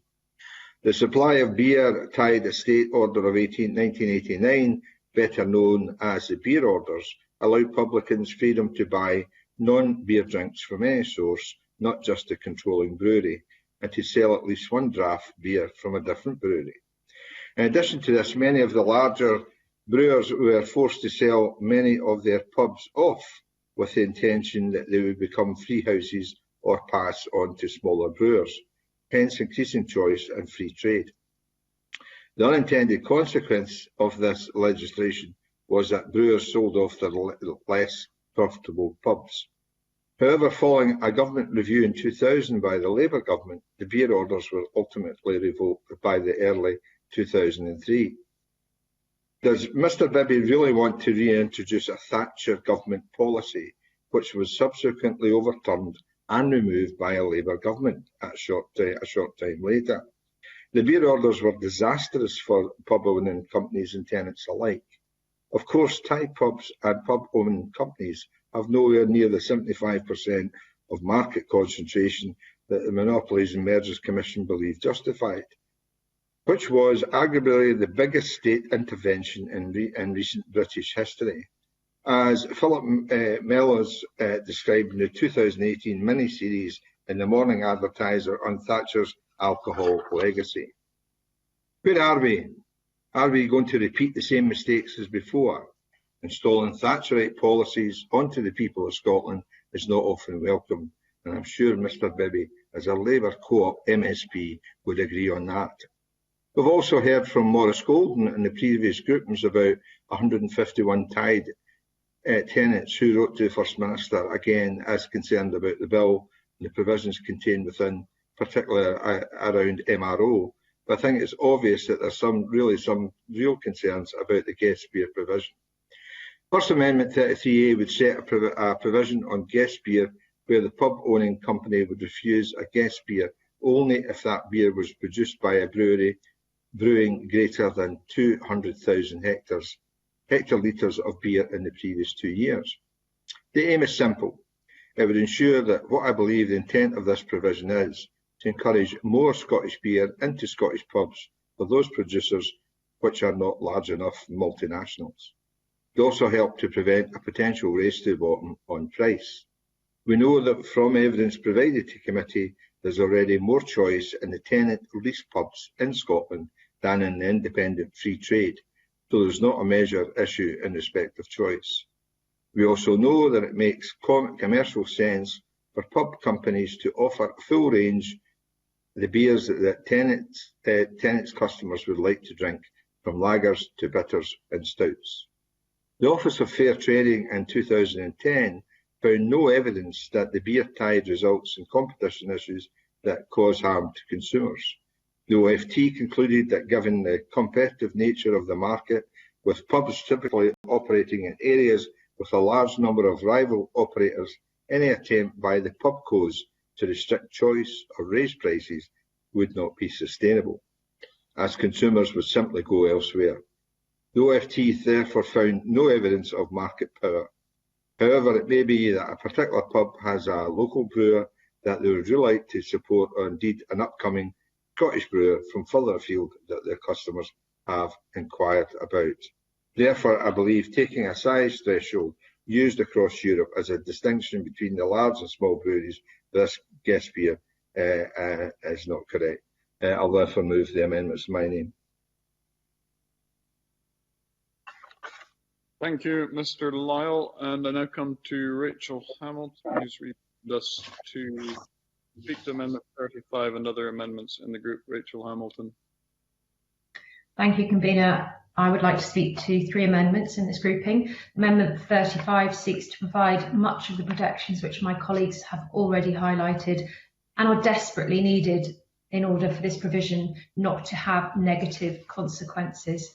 A race to the bottom on price would only work to the detriment of small domestic brewers. It would include the protections for the pub owning businesses, giving them the opportunity to source the desired product, but also the smallest by producers, including an effective cap of 20,000 hectolitres. The reason for the cap is well documented. It ensures protections for the smallest producers and gives them an opportunity which simply wouldn't exist if this proposal was to go through unamended. I do believe, however, that this amendment is preempted by Amendment A30 in the name of Maurice Golding, which removes this provision entirely from the bill. As both Maurice Golding and Graham Simpson have highlighted, the reason for removing the provision in its entirety from the bill are well founded. There are already numerous routes to the market, Ziva Beerflex being one, but also the bespoke arrangements that companies already offer. In many cases, if a tenant asks for a specific beer, it will happily be provided by the pub owning business to them. This amendment retains that first right of refusal of supplying. Mr. Bibby also talked about Scottish beer being underrepresented in pubs in previous meetings of this committee. And I have yet to see any evidence showing that this is the case, and would say from my experience, most pubs will have Scottish beers available. I would be interested if he could name just one that doesn't. Even if we were to accept that assumption, given that there are only 750 tied pubs in Scotland, that represents just 17% of the market, there must be a greater issue with domestic producers being able to properly be represented in our pubs. If one of the central arguments for including this provision is that it will support Scottish brewers gain access to pubs, then there would be no underrepresentation in the off-trade. We also know from the CGA statistics that there is on average a greater range of beers on offer in tied pubs in comparison to those in independent free trade pubs, which makes up almost half the market in Scotland. And this doesn't stack up because we do know it can be difficult for small producers, regardless of place of origin.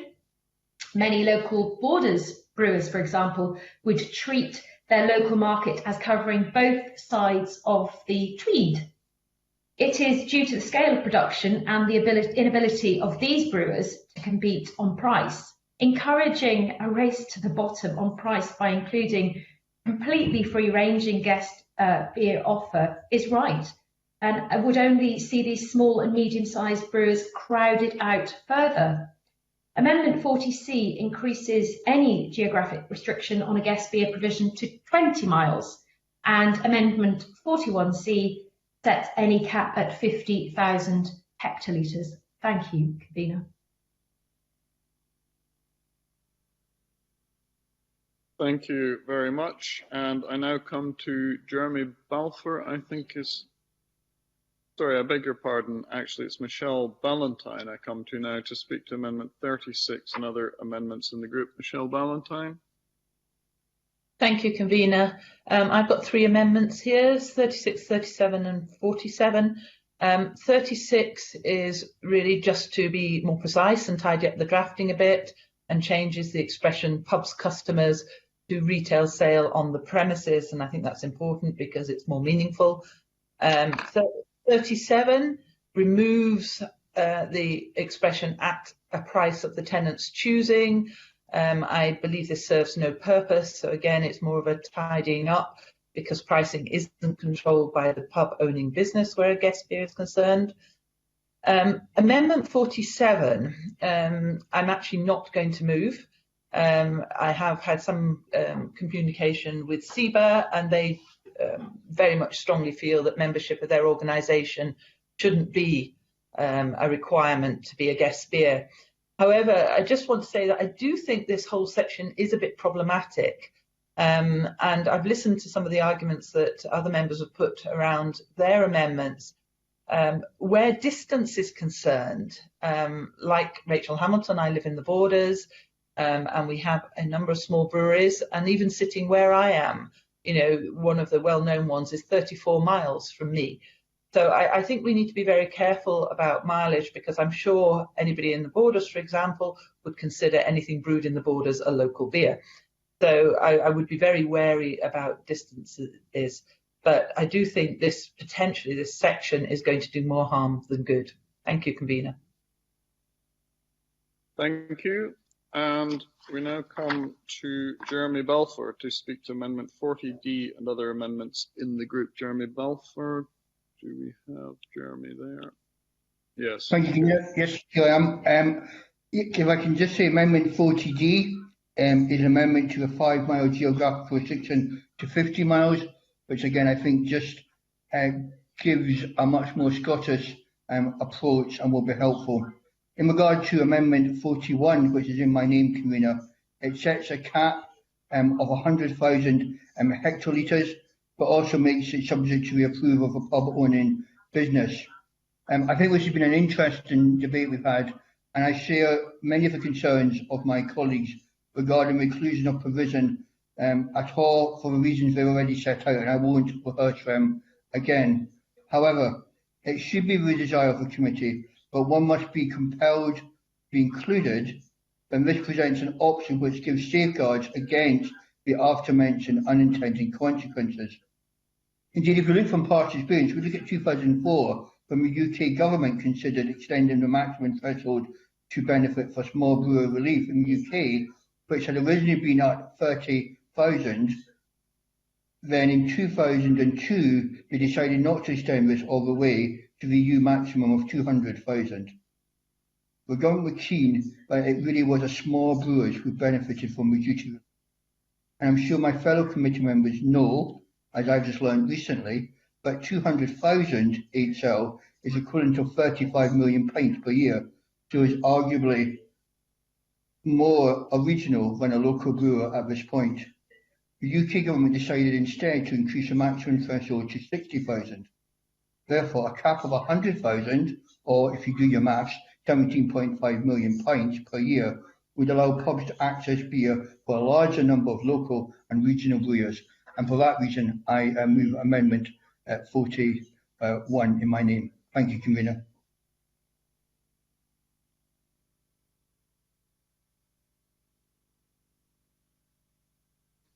Sorry, may I just clarify, Mr. Balfour, is that Amendment 40D that you're moving, or all the others as well, and 41? 41 and 40D. So 40D and 41, Convener.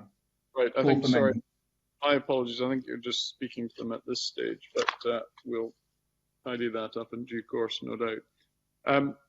Now, let's see. I think before we come to the Minister, Alex Rowley had wanted to come back on these various amendments. Alex Rowley. Thank you, Convener. I think Michelle Ballantyne said this section was a bit problematic, and certainly I think these amendments are. I would agree with Michelle. Maurice Golden has proposed both restricting guest beer agreements to small brewers and removing guest beer agreements entirely from the bill. And I'm not sure that small brewers would support the guest beer agreements be removed entirely from the bill. So there is contradictions running through these amendments. I can sympathise with those who want the guest beer agreements to be used as a vehicle for bringing more products from small brewers into Tide pubs. But there is also a strong case for allowing publicans to decide which guest beers to stock and how to respond to consumer demand. The bill, as drafted, allows the Minister to specify the scope of a guest beer agreement when drafting the pub's code following consultation. That is, for me, a much more reasonable way to establish the detail of the guest beer agreement than through the amendments on the face of the bill. And that's why I would urge fellow members of the committee not to support these amendments in Group 3. Thank you.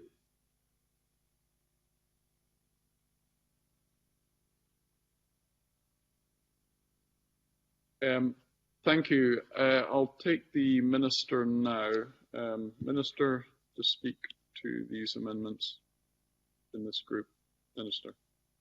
Okay, thank you, Convener. I've listened with interest to the contributions of the members of the committee on these amendments, and indeed to the views of the various stakeholders I've met in the recent period, including both the Scottish Licensed Trade Association and the Scottish Beer and Pub Association on the issue of guest beers. This was a part of the bill I gave consideration to bringing forward amendments in respect of what I think is the central aim for many in supporting a guest beer arrangement, that is to ensure a greater number of Scottish-based smaller breweries can better get their product into the on-trade. Naturally, will not be surprised to hear that this is something the Scottish Government greatly supports. In the end, though, I took a decision that on balance it was better for the Government not to bring forward amendments on the guest beer provisions. They are, of course, central to the bill, giving tenants more control over the beers that they sell and the returns that they receive from sales.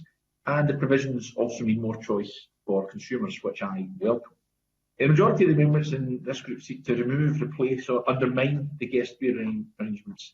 Amendments 40 and 41 remove the ability of the tenant to choose the beer, while Amendment 37 removes the tenant's control over the price at which the beer may be offered. These are just examples. Such fundamental changes to provisions would severely limit a Tide pub tenants' opportunities and choice of products which are free of tie, and would mean that guest beer agreements would be of lesser value to tenants.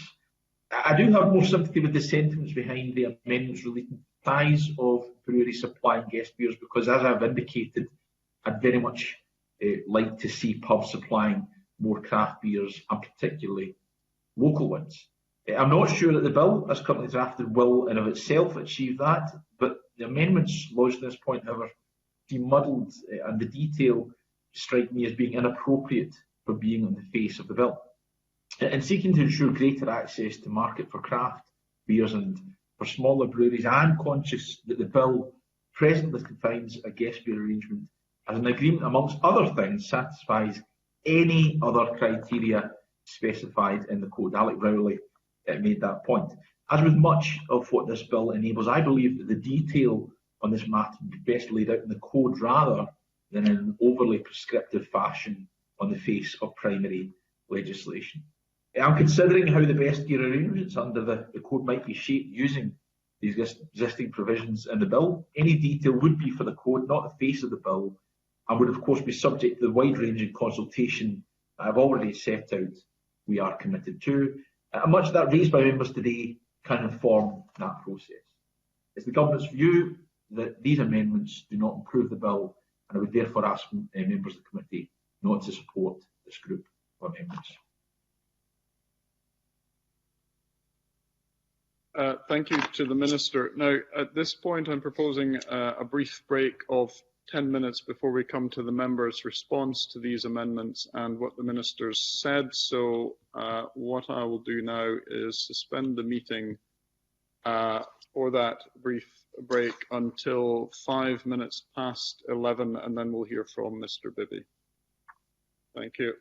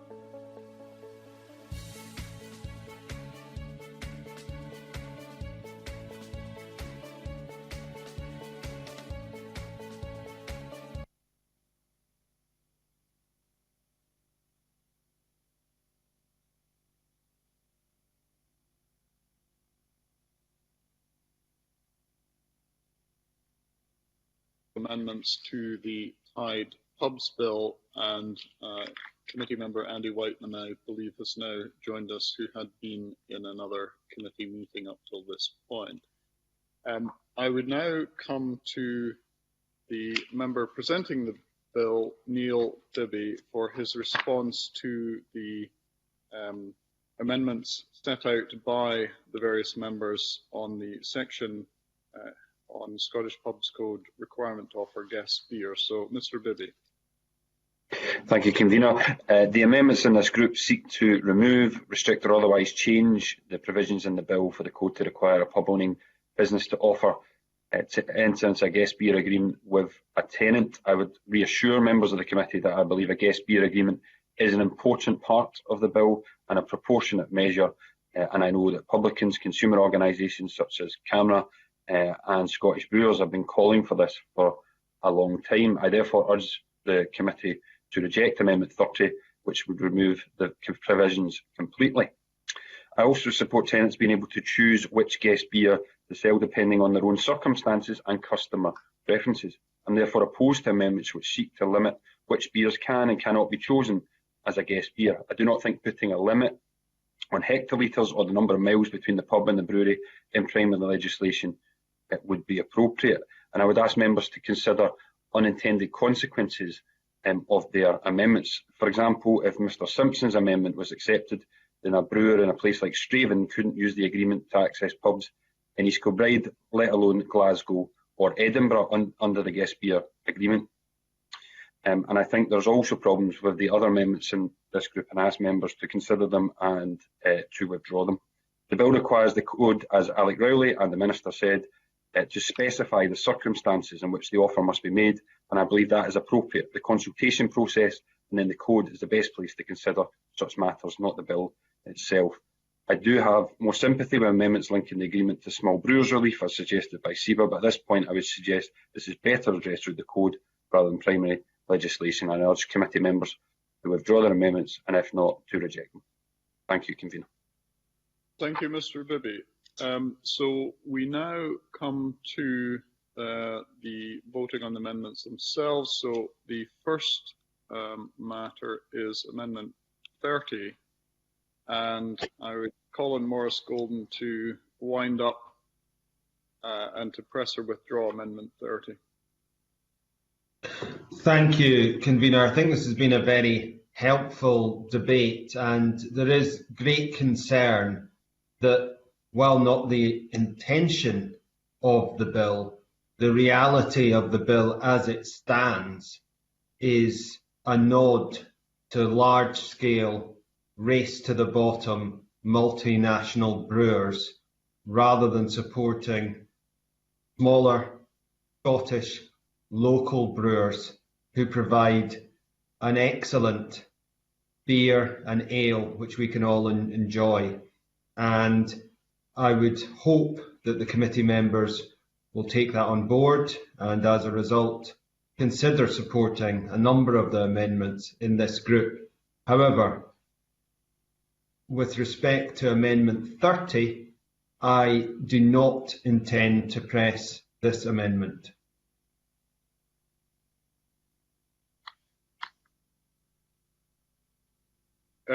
In that event, Mr. Golden, are you seeking to withdraw that amendment? Yes. Does any member object to that amendment being withdrawn?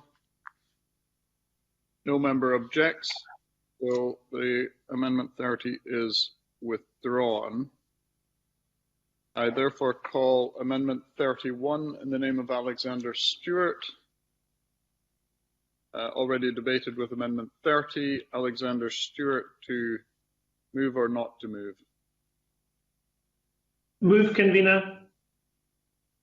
Amendment 31 having been moved, are we in agreement with this amendment? We are not agreed. We therefore go to a vote on the amendment. And the question, first of all, is all those in favour of the amendment to raise their hands. So that is Graham, Simpson, Maurice Golden and myself. All those against the amendment to raise their hands. That is Alex Rowley, Gordon MacDonald, John Mason, Andy Whiteman, Wally Coffey and Richard Lyle. There are therefore no abstentions. The vote is 3 for, 6 against. That amendment is not agreed to. I therefore now call Amendment 32 in the name of Maurice Golden, already debated with Amendment 30. Maurice Golden to move or not move. Moved.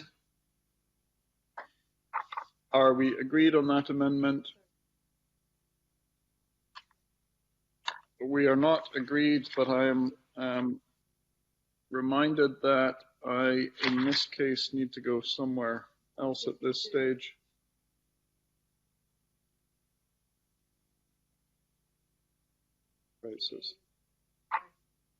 All right, so in fact, my understanding, hopefully the clerks have pointed out, that I, at this stage, need to call Amendment 32A, which I think is an amendment to Amendment 30 before we vote on Amendment 30. So this is an amendment to Amendment 32. So I call Amendment 32 in the name of Maurice Golden, already debated with Amendment 30. Is Maurice Golden move or not move? Moved. All right, are we agreed on Amendment?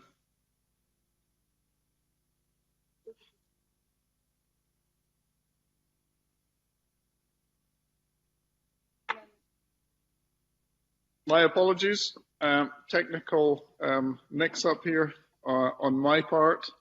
I understand, so there's 2 amendments to Amendment 32 which are required to ask or put to the question before going to Amendment 32, which is logical if looked at that way. So the first question is that Amendment 32, so Amendment 32A in the name of Maurice Golden, already debated with Amendment 30. Maurice Golden, move or not move? Moved. All right, we are not agreed on Amendment 32A, so we'll put that to the vote. All those for Amendment 32A, raise their hands, please.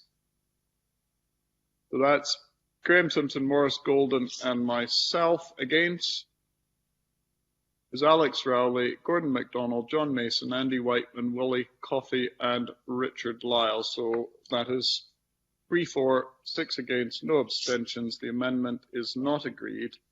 And I therefore call Amendment 32B in the name of Graham Simpson, already debated with Amendment 30. Graham Simpson to move or not move? Moved. That is moved. Are we in agreement with Amendment 32B? We are not in agreement. That therefore is put to the vote. All those in favour, raise their hands, please. That's Graham Simpson, Maurice Golden, and myself. All those against Amendment 32B, Alex Rowley, Gordon MacDonald, John Mason, Andy Whiteman, Willie Coffey, and Richard Lyle. Again, no abstentions. So 3 for, 6 against. That amendment is not agreed. So I now call Amendment 32.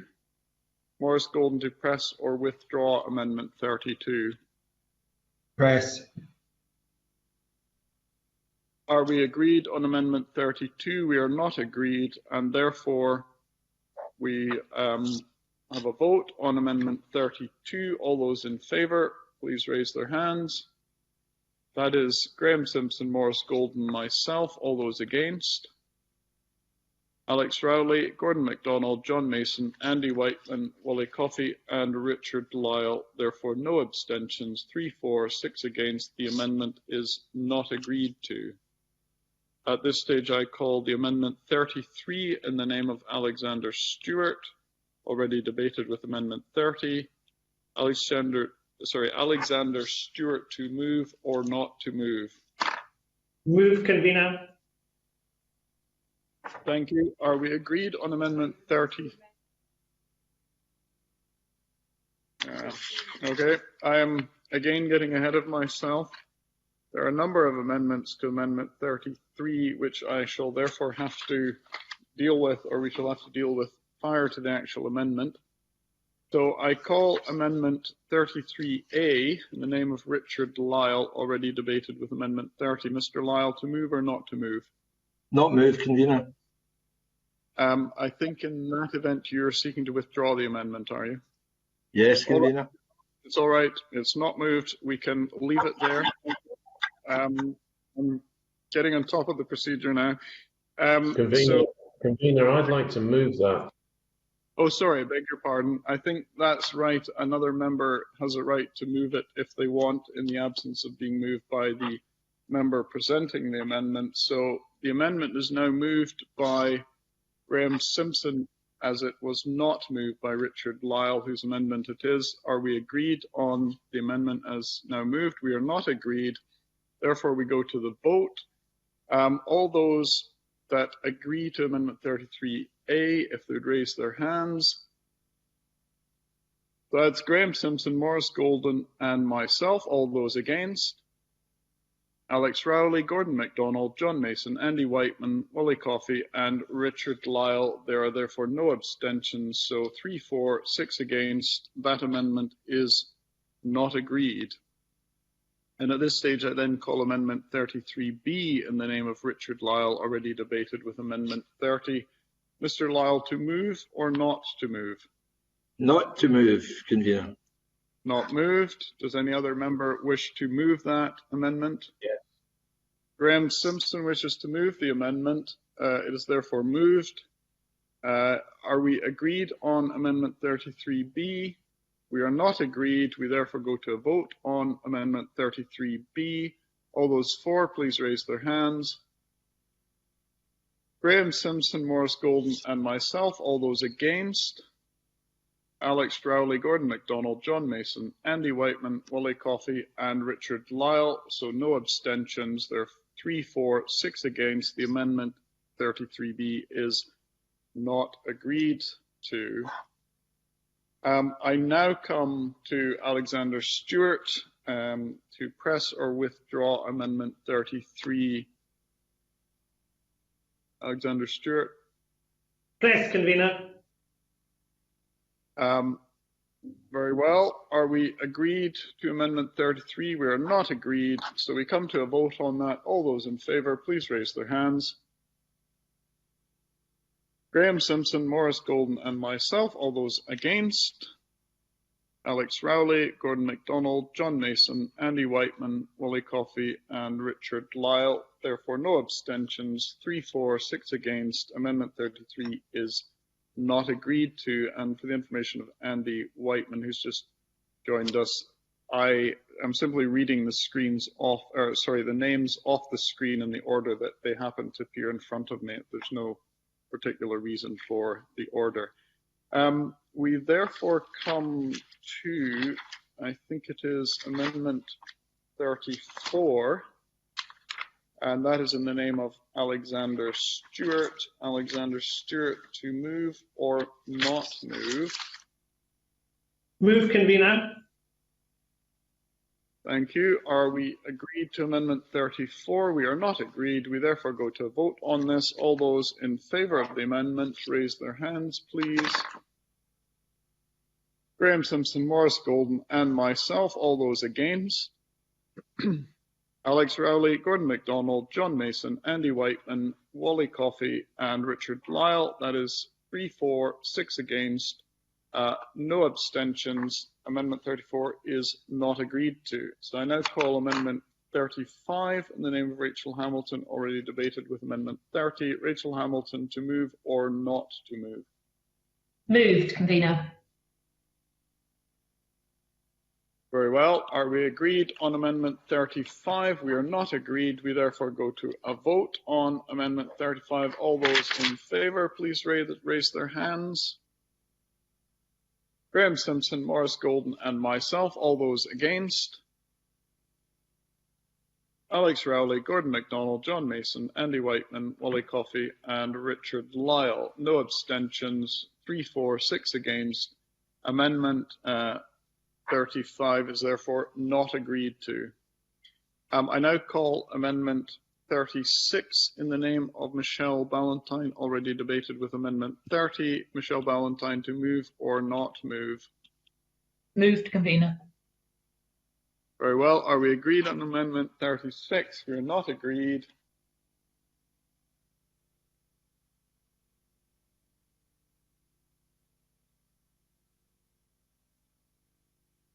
We have no one in favour.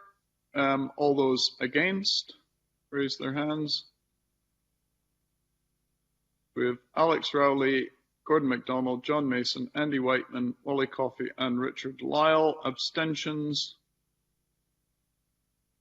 We have Maurice Golden, Graham Simpson and myself. So that's 0 for, 6 against, 3 abstentions. That amendment is therefore not agreed to.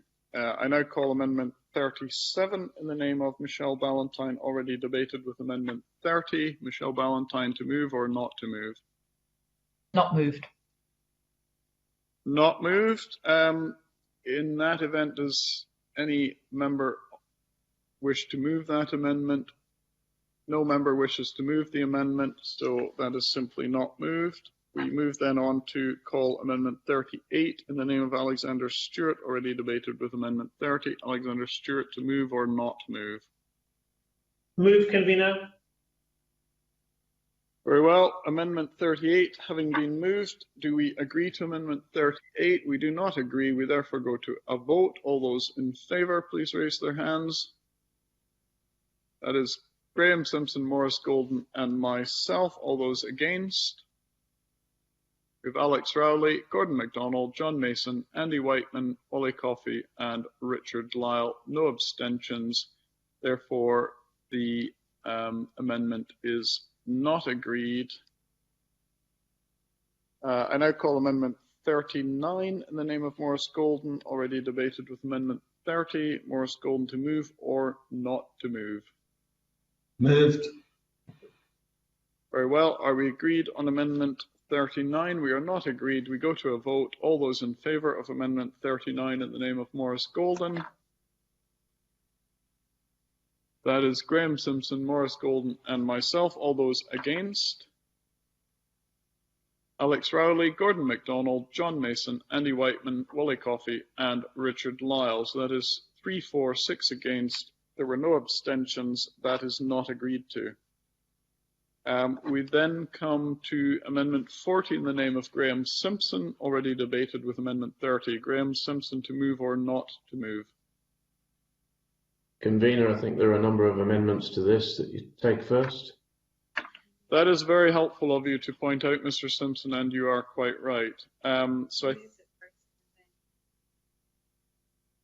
I think as these are alternatives, if you move Amendment 40 and we then deal with the alternatives before we deal with the Amendment 40 itself in this case. Yeah, that's okay. So I'll move that and then we can deal with the amendments to that. Amendment 40 having been moved, I call Amendment 40A in the name of Alexander Stewart, already debated with Amendment 30. Alexander Stewart, to move or not move? Not move, convener. Not moved. Does any other member wish to move Amendment 40A? No member does. I therefore call Amendment 40B in the name of Maurice Golden, already debated with Amendment 30. Maurice Golden, to move or not move? Not move. Not move. Not moved. Any other member wish to move that amendment? No member does. I then call Amendment 40B in the name of Maurice Golden, move or not to move? I've already not moved that one. It's 40C in the name of Rachel Hamilton. We've in fact just dealt with 40B. My apologies. Rachel Hamilton, to move 40C or not move? Not moved. Not moved. Does any member wish to move Amendment 40C? No member wishes to move 40C. In that event, we come to Amendment 40D in the name of Jeremy Balfour, already debated with Amendment 30. Jeremy Balfour, to move or not move? Not move. 40D is not moved. Does any other member wish to move 40D? No member wishes to move 40D, and therefore the question is that Amendment 40, is it to be, does Graham Simpson wish to press or withdraw Amendment 40? Convener, I was struck by the words of Neil Bibby when he mentioned the very good example of Straven Ales. And if this amendment was to go through, it could prevent Straven Ales from being sold in premises in East Kilbride, which would be an awful shame. So I'm not going to press. So are you seeking to withdraw Amendment 40 in the interests of the residents of the of Straven? I am seeking to withdraw on the to help the people who love Straven Ales who live in East Kilbride, and I include myself in that. Well, any objection to that member withdrawing this amendment, apparently having declared an interest in it himself personally? I think no member is wishing to object to the withdrawal of Amendment 40 by Mr. Simpson. In that event, I call Amendment 41A. Well, I think I call. We need to take that into account, but we need to make sure that things have been done local. Here in Lothian. I can hear Mr. Balfour, but I cannot see him, and I hadn't quite got round to calling him yet. Now, can we see Balfour first of all? Can he reveal himself? Well, in that event, and I think we need. I have to call Mr. Balfour first of all to move or not move Amendment 41 before we then go to the question of the amendment. I think Mr. Balfour is taking part in another event. Is he? In that, if it's helpful, convener, is in the office next to me. I could just alert him to the fact he's required. It's up to you. Or is another member in the position to deal with that amendment on Mr. Balfour's behalf? I'm happy to move it. All right. In that case, Mr. Golden has moved Amendment 40 in the name of Jeremy Balfour, and we need to call amendments to that amendment before we determine it. And first of all, Amendment 41A in the name of Graham Simpson, already debated with Amendment 30. Graham Simpson, to move or not to move Amendment 41A? Not moved. Not moved. Does any member object to, wish to move that? No member wishes to move that. I then come to amendments 41A, 41B, and 41C, which are direct alternatives as previously indicated. So the first of these, the question is that Amendment 41A all right, 41A is not moved. Call Amendment 41B in the name of Maurice Golden, already debated with Amendment 30. Maurice Golden, to move or not move 41B? Not move. Not moved. Does any other member wish to move it? They do not. So I then come to Amendment 41C in the name of Rachel Hamilton, already debated with Amendment 40. Rachel Hamilton, to move or not move? Moved. All right. 41C is moved by Rachel Hamilton. Are we agreed to Amendment 41C to Amendment 41? We are not agreed. We will go to a vote on that. All those members in favour of Amendment 41C, please raise their hands.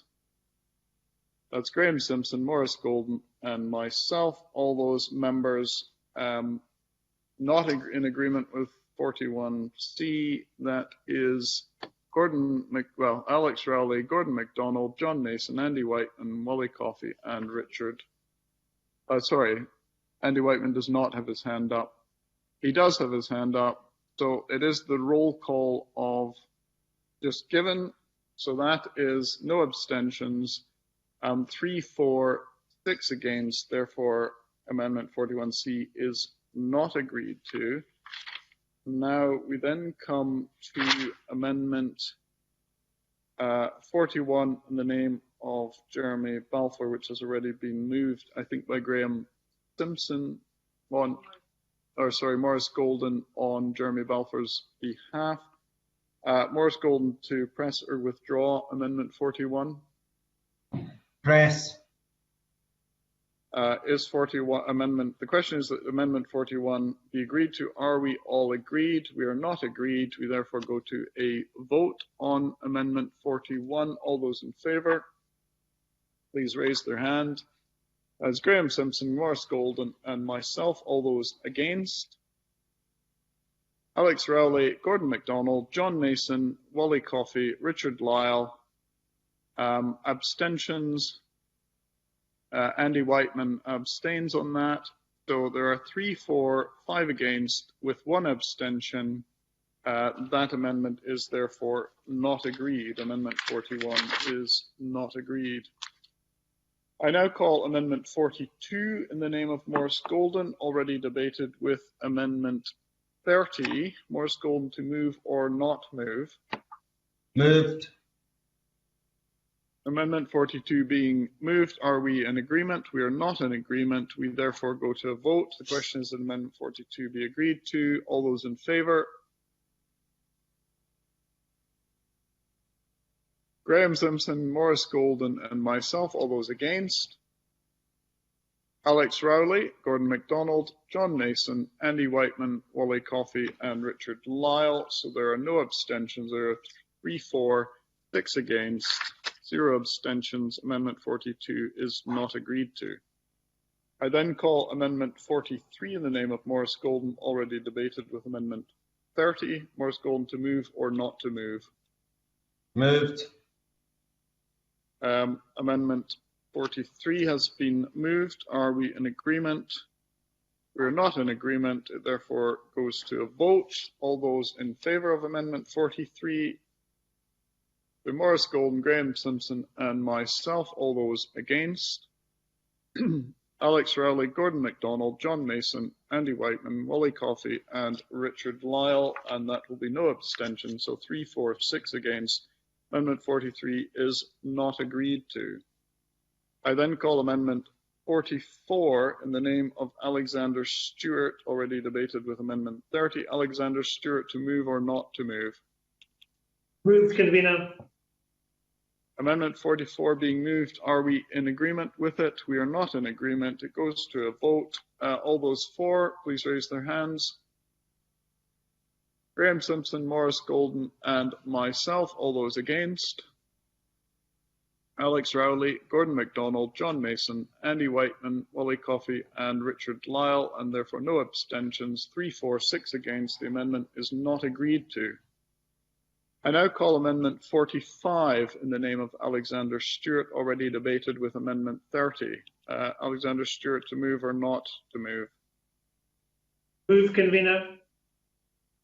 Very well. Are we agreed on Amendment 45? We are not agreed. Therefore, the question is Amendment 45 be agreed to. All those in favour, please raise their hand. Graham Simpson, Maurice Golden and myself. All those against, please raise their hands. Alex Rowley, Gordon MacDonald, John Mason, Andy Whiteman, Wally Coffey and Richard Lyle. So that's 3 for, 6 against. There were no abstentions. That amendment is not agreed to. We now come to Amendment 46 in the name of Maurice Golden, already debated with Amendment 30. Maurice Golden to move or not to move. Moved. Amendment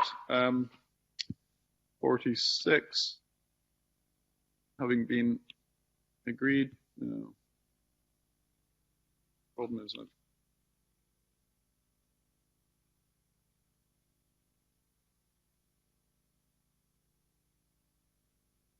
Yeah, but I can't see anything.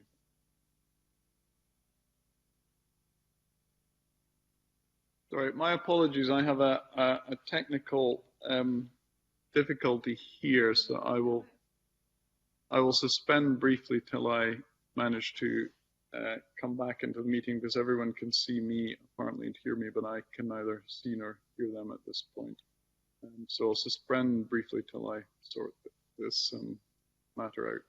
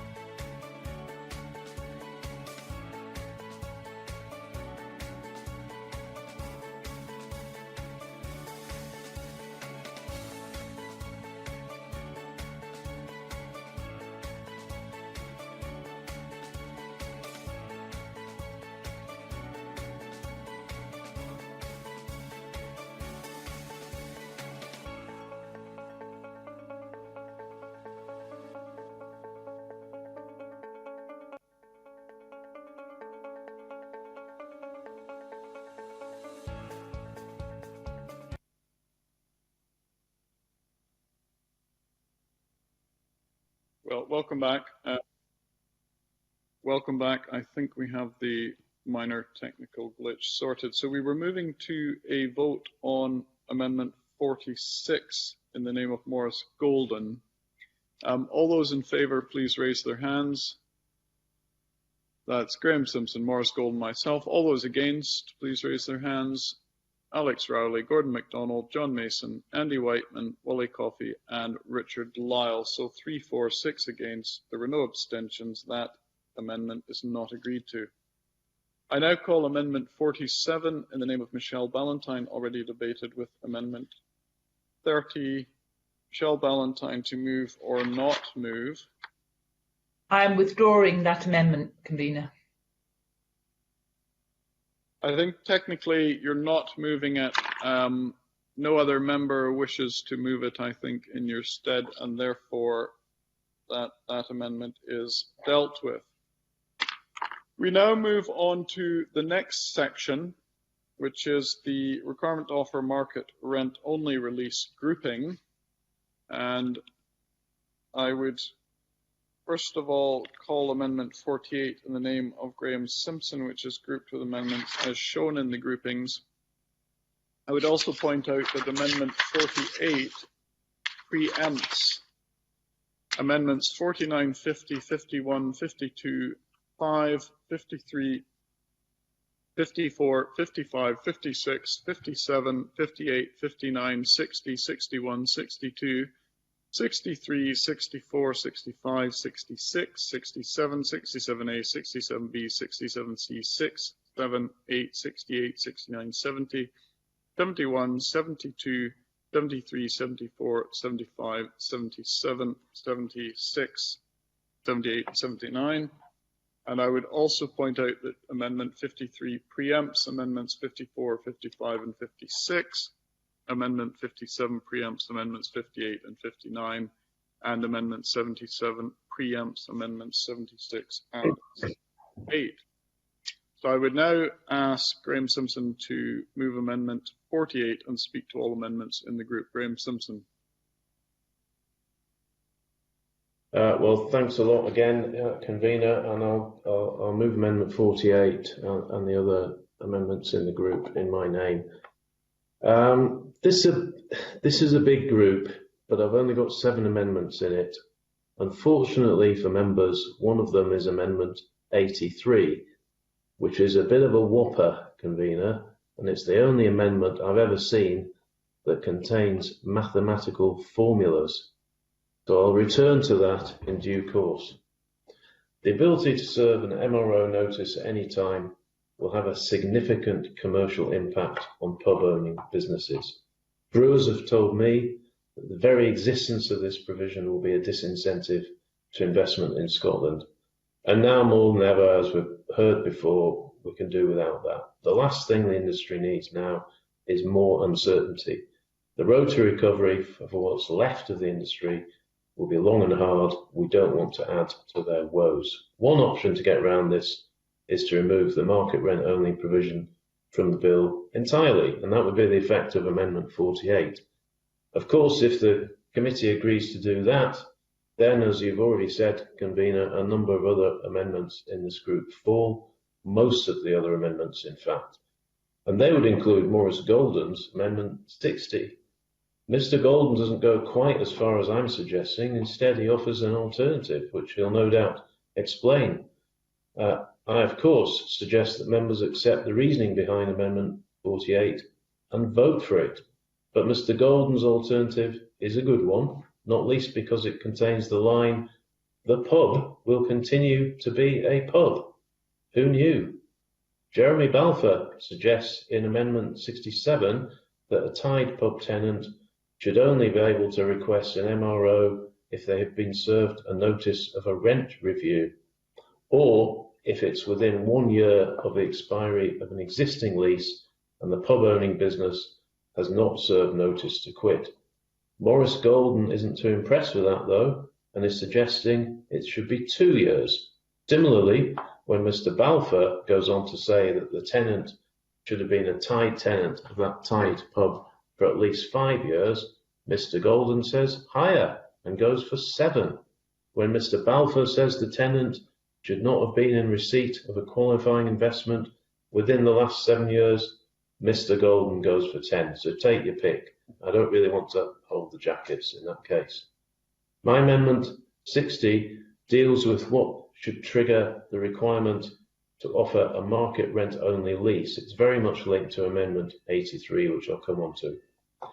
If the committee accepts Amendment 60, then the requirement to offer an MRO would only kick in when a tenant got a notification of a significant increase in the price of a product or service supplied to them, or receives a rent assessment proposal, or sends the pub owning business a relevant analysis demonstrating that a trigger event had occurred. And the requirement to offer a market rent only lease to tied tenants, as currently drafted in the bill, would enable a tied tenant to ask for a free of tie lease at any time. This goes much further than the Pubs Code in England and Wales, where a tied pub tenant can only serve an MRO notice when a specific event occurred.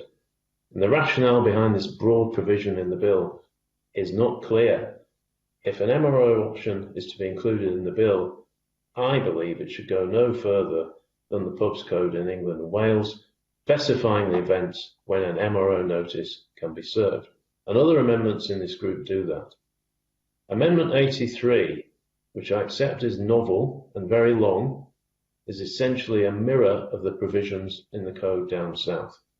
This would mean that an MRO notice could only be served when there is a significant price increase on tied products, at the end of a tenant's first contract, or at a contractual rent review. Amendment 83 deals with what these significant events may be, and it is taken from the provisions laid out in the equivalent law in England, upon which the member has based his approach to this bill. The first part of the amendment sets out in detail what may be considered a significant increase in the price of beer and other drinks, and they're listed.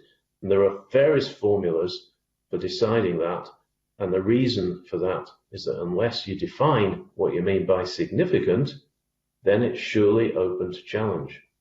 Law should be drafted as tightly as possible, so while the existence of mathematical formulas may seem unusual, because they are to everyone's benefit, even if it would need Carol Vorderman to explain them. And as the committee will know, I am no Carol Vorderman. Having dealt with the price of beer, etc., the amendment goes on to set out other conditions which would trigger an MRO. Richard Lyle's very useful amendment follows on from that. I hope Mr. Lyle will press one of his amendments. Now, should an MRO provision be required, it's my very strong view that it should only be introduced at a later date once there's been a full and proper consultation on the details, a full economic impact assessment, and time for the Scottish Pub Codes Administrator's Office to establish itself. Amendment 69 ensures that a code is only introduced once it's clear what the impact of legislation would be and how this will fit with existing landlord and tenant law. There's a lack of evidence to support the need for government intervention in the market. There's also a lack of evidence as to the impact on the economy of the measures. And the human rights assessment undertaken in support of the bill is, in my view, of poor quality. The legislation introduces a form of security of tenure through the back door, the effect of which is unclear, and how this will interact with existing landlord and tenant law is also uncertain. The amendment goes on to say that we should allow 2 years minimum for this to come into force. I invite members to agree with this. Amendment 70. This is to ensure that there is certainty as to whether a form of agreement is MRO compliant. This has been a particular issue in England and Wales, where despite the requests of pub owning businesses to do so, the PCA has said she does not have the power to do this. However, there is real merit behind this provision because it would provide certainty for the parties as to what can be offered. There would be consistency across the sector, and it would reduce substantially the number of disputes and the range of issues in dispute that the adjudicator would be required to deal with. And in light of the experience in England and Wales, this would be a significant advantage, but an express duty needs to be imposed on the adjudicator to do this. So, Convener, I move all the amendments in this group in my name. Thank you.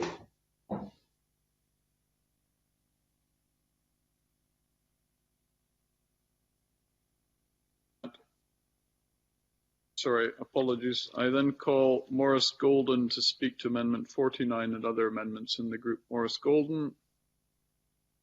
Thank you, Convener. Amendment 49 gives the government the power to introduce MRO within a code. However, it does not compel this, crucially allowing greater consideration ahead of the code of all the challenges around such a provision. What it also does, though, is sets out a list of parameters or triggers which stipulate the conditions in which the market rent only could be offered to a tenant if it were to be included. We have already heard some crucial points around why MRO has particular challenges, and so not mandating its provision in primary legislation is sensible. We should also address, though, some of the fundamental points proponents of MRO put forward. There needs to be some transfer of value from pubcos to tenants, and MRO achieves this, and the use of MRO is a bargaining mechanism. Yet Europe Economics concluded, we believe that any figures provided in such an agreement should be assessed with caution and ensure that a complete range of values, also including intangibles, are included. Amendment 68 introduces an MRO waiver. The purpose of this bill is to allow tenants and pub companies to agree an MRO waiver. This reflects that two parties are entering into a commercial agreement in full knowledge of what has been taken on, so allowing one party to then unilaterally break this agreement is a poor precedent indeed. Agreeing a waiver would also be a valuable negotiating tool for an incoming tenant to secure more favourable terms, as he or she will be guaranteeing to the pub company the surety of contract that is so important to pub companies for planning and investment purposes, as well as ensuring jobs here in Scotland. But does the tie create an unfair lock-in element to it? Europe Economics again explained this in more detail in their 2019 evaluation of the Pubs Code in England and Wales.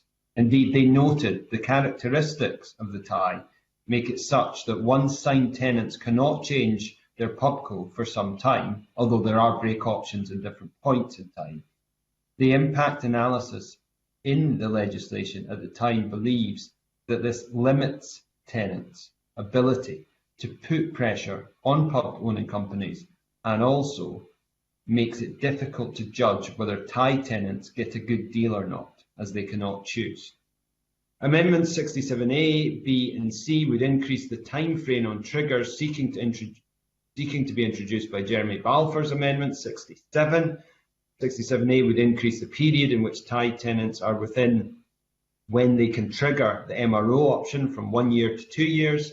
B, the time frame in which they had been a tied tenant from 5 years to 7 years, and C, increase the investment waiver to 10 years instead of the current proposed 7. Amendment 71 is to ensure that the bill only captures those pubs which are intended to be captured by ensuring that managed operator agreements are excluded from the market rent only option. Managed operator agreements normally see someone operate the pub on behalf of a pub owning company. The pub company will typically hold the property repairs and maintenance liability, as well as pay all running costs and stock. The operator will be paid a management fee guaranteeing an income, as well as additional bonuses based on business performance. They can also be agreements where someone is employed directly by the brewery or the pub company who owns the property, paying the operator a salary. The brewery or pub company employs everyone working in the pub and has full responsibility for the management and upkeep of the property, similar to a franchise model.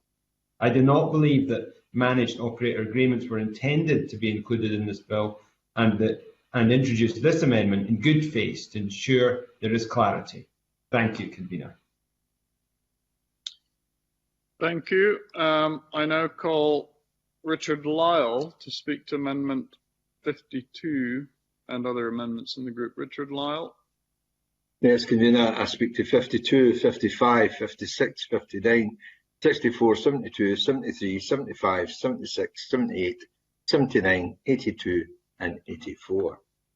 I must concur with the issues raised about the provision of the market rent only MRO already. This does not deliver anything like the parity between Scotland, England and Welsh tenants. It's nothing like the provision in England and Wales and would be disastrous if allowed to proceed. At least it needs heavy amending, and I'm glad we're able to speak and debate it today. An MRO agreement is based on a fundamental different commercial model from a tied lease, with different obligations and responsibilities for each party concerned.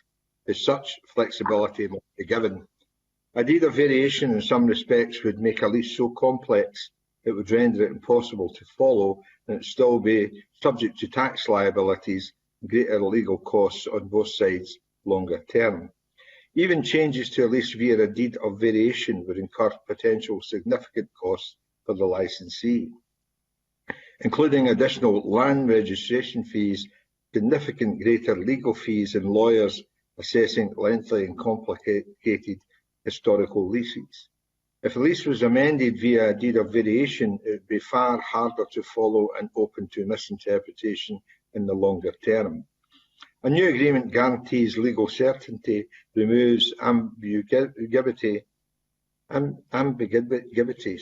sets both parties up for maximum clarity, openness and transparency.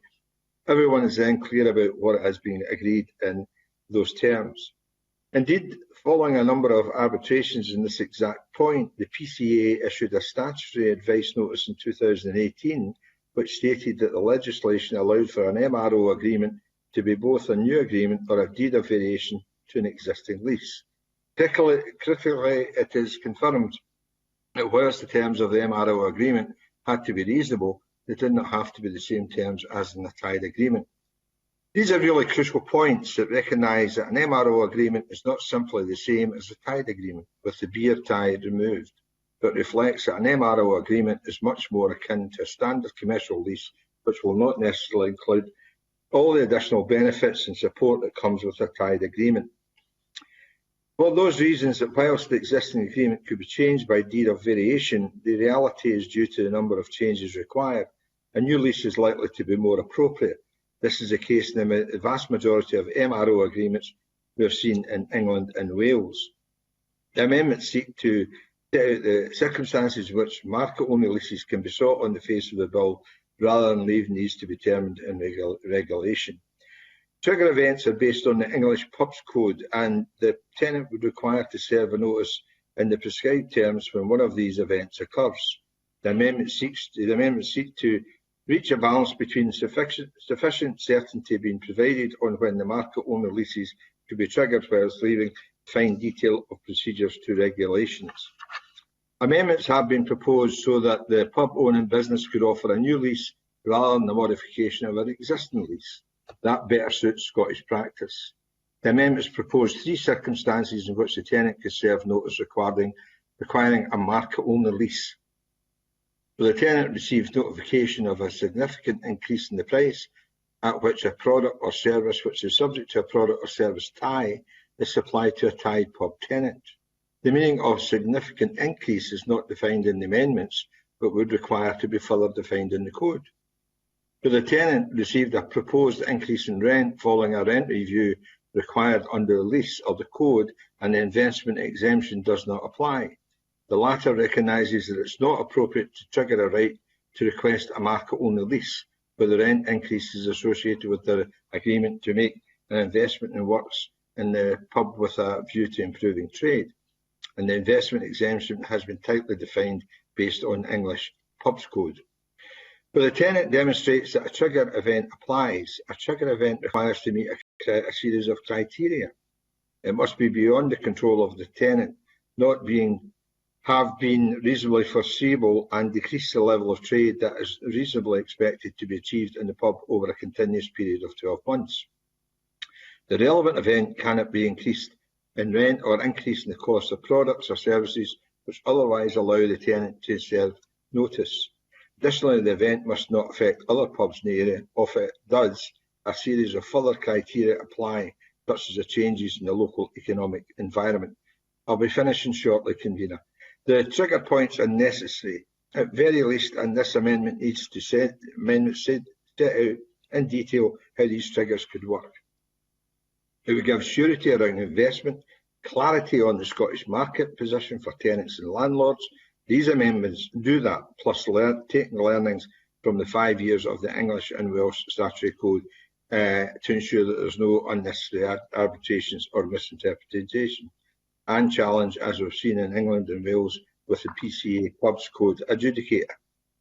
This is usually a complicated issue, one that we need to get right, as other people have said, and I urge if the MRO is to be included within the bill, please ensure it's workable. Thank you, Convener. Thank you, Mr. Lyle. And I now call the Minister to speak to Amendment 5 and other amendments in the group. Minister. Thank you, Convener. I need to apologise at the outset to members. I do need to speak in some detail to this group, given the central importance of this part of the bill. My amendments in this group, and indeed others that have been lodged as well, are designed to be constructive, focusing on some of the areas of the bill that need to change to achieve the balance they need. The amendments I've laid are pragmatic in achieving the outcome I set out at the start of today's deliberations of ensuring a level playing field between tenant and landlord whilst respecting the intent of Mr Bowie's bill. I've met with and listened to pub owning companies, Thai pub tenants and their representatives, and one point that comes up time and time again is the market rent only, the MRO provisions in the bill, specifically how the provisions may present disincentives to businesses from investing in their Thai pubs, as there's no guarantee of security of return.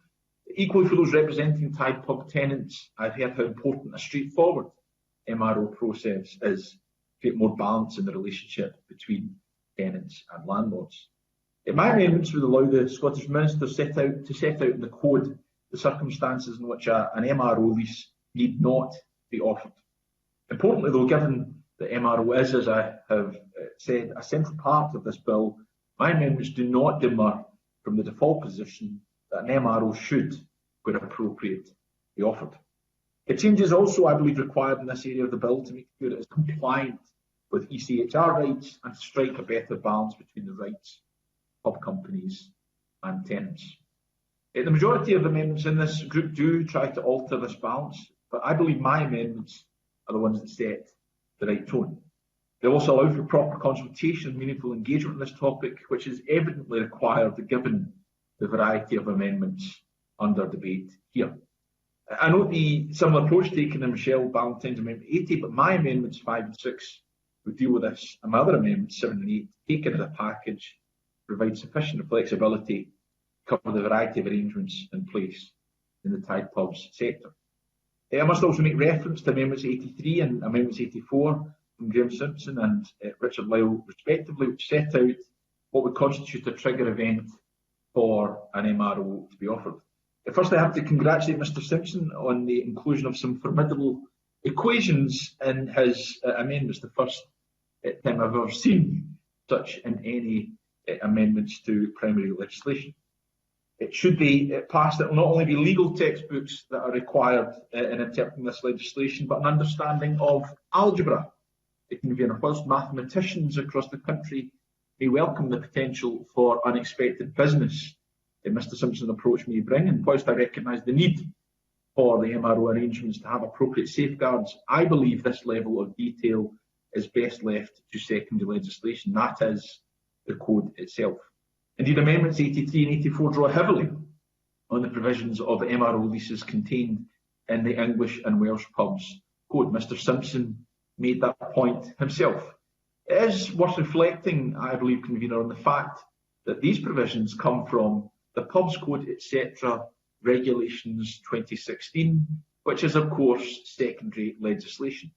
I think this proves the point that for this bill, this area should also be left to secondary legislation rather than being put on the face of the bill as Amendments 83 and 84 seek to do.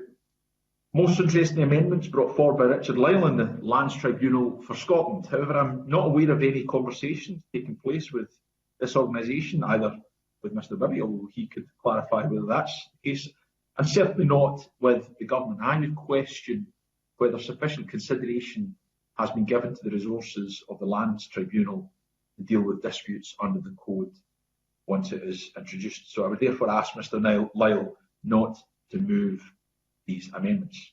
The Convener, the MRO is a central part of the bill, and should it become law, we must make sure that we get it right so that we can provide certainty for both tenants and landlords as to the mechanism by which it will function. My amendments will enable this to be determined through the process of dialogue and consultation so that all parties can properly input into that process. Accordingly, I urge members to support my amendments and reject those others.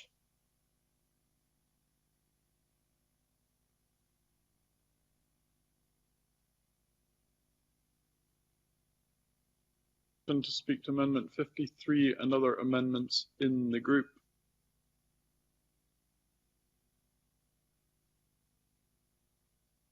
Do we have? Sorry. Yes. Can you hear me, Convener? I can hear you. Yes.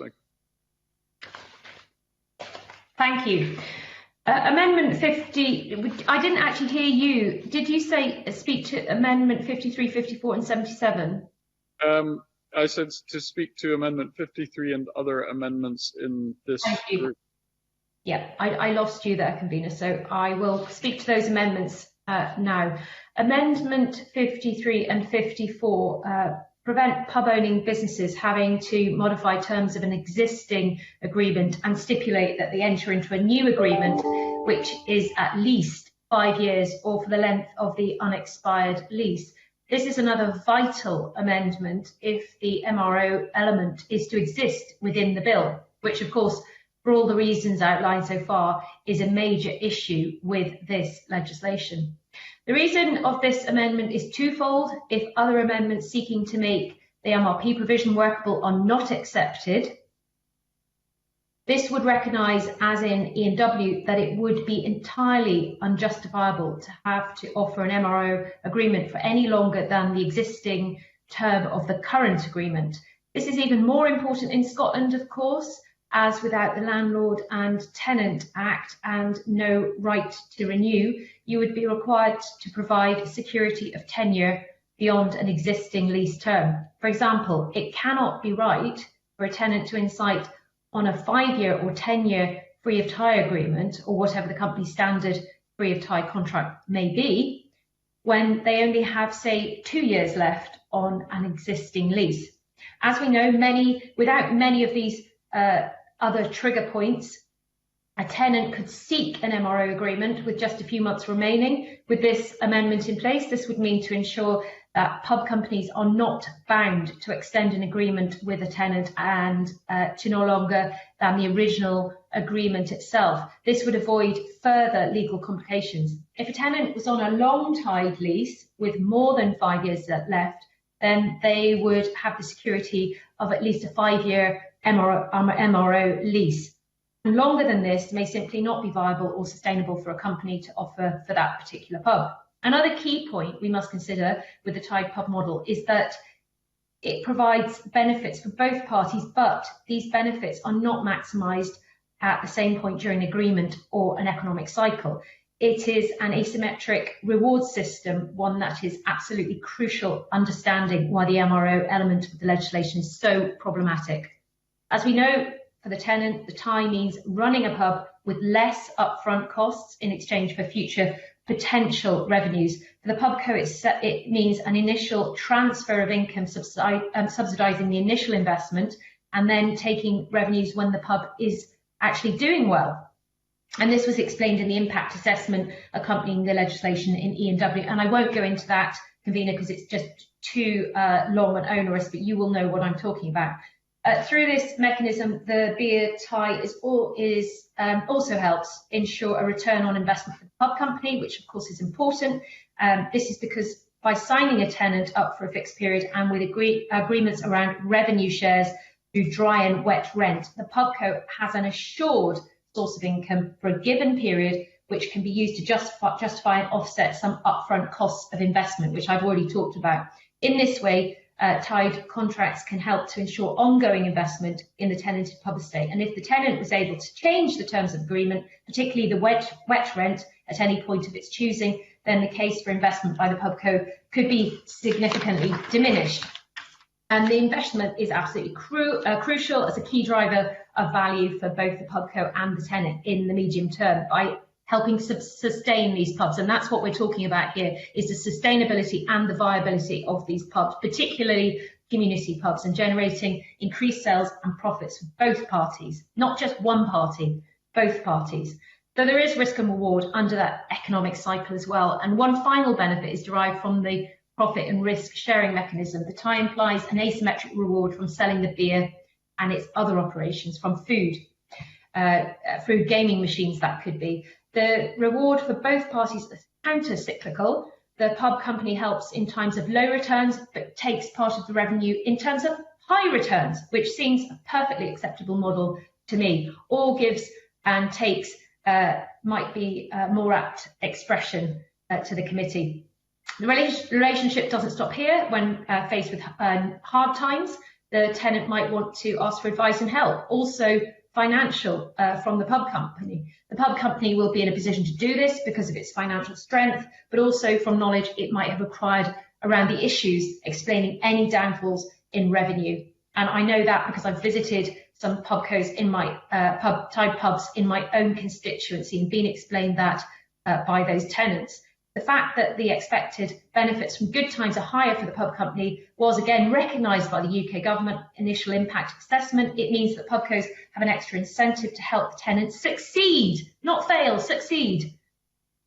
So the idea of this, I won't go into all of this because actually it's too much and I know you're going to cut me, so I'll run straight to Amendment 77, because this amendment seeks to remove the Scottish Pubs Code Adjudicator from the bill, and indeed the bill's policy memorandum predicted it would only have 11 inquiries in a year, just 11 inquiries. Moreover, these 11 inquiries a year would be at the cost of pubs covered by the code. The setup and operating costs for the adjudicator would be at the expense of the tied tenants. If the adjudicator is to operate effectively, it would have to replicate broadly the infrastructure in England and Wales. However, we note that the setting up costs were drastically underestimated.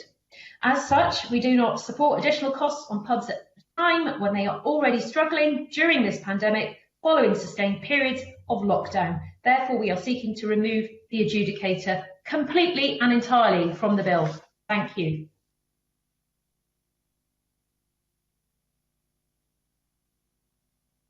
Thank you, Rachel Hamilton. I now come to Alexander Stewart to speak to Amendment 57 and other amendments in the group. Alexander Stewart. Thank you, Convener. The amendments 57, 74 and 81, they would ensure the code set prescriptive response time on negotiations between an MRR being triggered and the arrangements being reached. As the bill is currently drafted, there is just an ability to include a prospective response time, not a requirement. This would ensure that one is indeed set. Speaking on the wider arrangement proposed within the groupings, I share the concerns about including an MRO provision at all. Nobody is forced to run a tied pub. In fact, one of the major benefits of choosing a tied model over models of the others is that they can be operated by individuals. And if they choose to relinquish that role, they put the keys back through the letterbox of the premises. It will provide the low-cost entry into the market for those who wish to run a pub and start their own business, and the routes would prove to be much, much more costly. What an MRR provision does in the bill as currently drafted is pool the ladder up from future generations of budding entrepreneurs. As currently drafted, the bill does not give Scottish tied tenancies parity with England and Wales tenants, as Mr Bibby repeatedly said as a key reason for introducing. It actually goes so far that it prohibits a huge disadvantage. Far from supporting the Scottish tied pub tenants, the MRR provision as drafted would cause irreparable harm. I urge the committee to back my amendments. Thank you, Convener. Thank you, Alexander Stewart. And I now come to Michelle Ballantyne to speak to Amendment 58 and other amendments in the group. Michelle Ballantyne. Thank you, Convener. Obviously, a lot has already been said about MROs, so I'll try not to repeat all the arguments. As I'm aware, this is taking quite a long time. But I think it is important to understand, and I have to say, listening to some of this debate, there seems to be a bit of confusion whether we're trying to make consistency with what is happening in Wales, or as earlier said in the debate, whether there is no need to be consistent. I think, though, from a business perspective, and when we are talking about how it operates over the whole of the UK, it is important that we do have some consistency. And several of my amendments, 61, 62, 63, are all around ensuring, 65 is also around ensuring that consistency, and that we are not, falling out of step, which would make doing business in Scotland more difficult. 66, Amendment 66, I think is quite important, because this ensures that pub-owning businesses are not under an obligation to grant a longer lease than would otherwise be conferred on a tied pub tenant, and in effect, by default, give a form of security by the back door. And we have seen this taken to court, though it is a specific problem that was highlighted in the High Court case of Punch Partnerships Pty Limited and another versus the Highwayman Hotel in Kidlington Limited. There's a longer title than that, but I'm sure you can all look it up if you're interested. But it is important that the MRO lease is compliant to the length of term that needs to be reasonable. If we're not going to be reasonable in what we're doing here, then inevitably we will see the market decimated.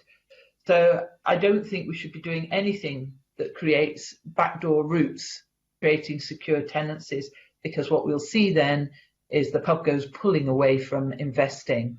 This shouldn't be an easy way to get a building cheap. So I am going to press the amendments that I've suggested. I noted that the Minister, and obviously I have spoken to the Minister about some of this, the Minister has brought forward slightly different amendments that he believes covers it, but they aren't exactly the same, and I think for that reason the members should consider some of the differences that are there. Thank you, Convener. Thank you. And now I come to Jeremy Balfour to speak to Amendment 67, other amendments in the group. Jeremy Balfour. Thank you, Convener. The purpose of my amendment is to ensure that MRO option can only be triggered under certain circumstances. And these are, firstly, we've been served with a notice with a pub owning business wishes to initiate a rent review, or within 1 year of the expiry of the existing lease and a pub owning business has not served notice to quit. Secondly, it's been a tied tenant at the tied pub for at least 5 years. Thirdly, has been served with notice of a significant increase in the price of which a product or service which is subject to a product tie or service tie is supplied. And fourthly, not have been receipt of a qualifying investment within the last 7 years, and not waive the right to request a market-only lease. The code must specify what constitutes a qualified investment and a significant price increase. Now, I'm sure, Convener, with your legal background, you will have already noticed and realised that 3 of these aspects, the rent trigger, the rent review trigger, the significant price trigger, and the lack of qualified investment trigger, are common in the E&W code. Although due to the level of retail needed for these, clearly entirely logical that these are defined outside of primary legislation and set out in the statutory code itself. However, this amendment introduces 2 further triggers, which would further address the concerns of a highly questionable nature of an intervention in a market where no evidence of market failure exists, and ultimately leading to one party being able to break an existing contractual agreement with no resources for the other party. The first of these triggers is where the tenant has been in situation for at least 5 years.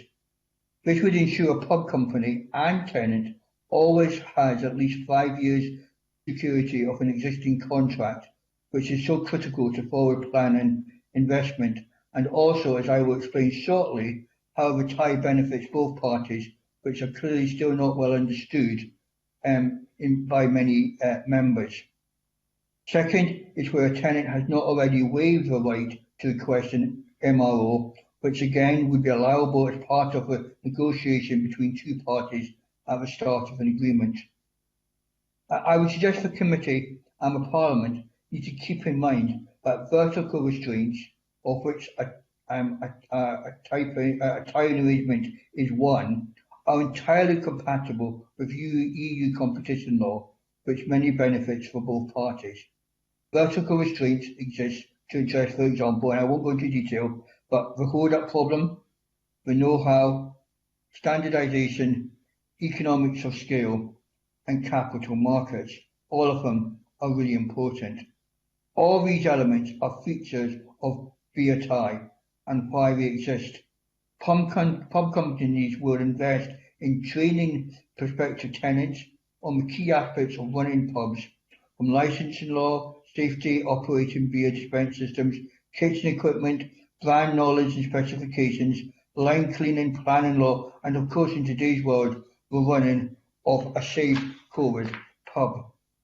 The transfer of knowledge and training is supplemented by a wider business support to help maximise sales and grow that business. Once taken, it can't be given back. The upkeep of a brewery, branding and imagery and reputation is critical, as well as the likes of Belhaven and Heineken, for example, but all the companies have shareholders and quality metrics that are vital to their reputation to attract the best. Economies of scale will allow tenants to benefit in terms of the code from purchasing power of a landlord, e.g. low insurance and utility costs. The company's expert knowledge of the pub market and knowledge of the tenant will allow them to provide loans, credit, financial support that would not be available on the open market. The ability to go MRO underlines all these crucial benefits, not just for the existing tenant, but remaining tied tenants that the pub company will become in a weaker position to support. We also have another important characteristic of the pub sector in Scotland and across the UK, and that is that the BATI coexists with other types of contracts, including free-for-tie options.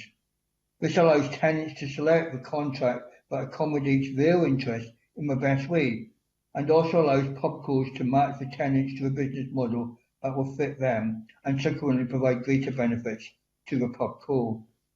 To summarise, Convener, therefore, it is critical that any MRO provision is under very specific circumstances, as ultimately, as a point we keep coming back to, we risk undermining the tied pub market to a point where the great model of partnership and enterprise disappears in Scotland, that the market has less pubs in it, and the model that we've been working on simply disappears.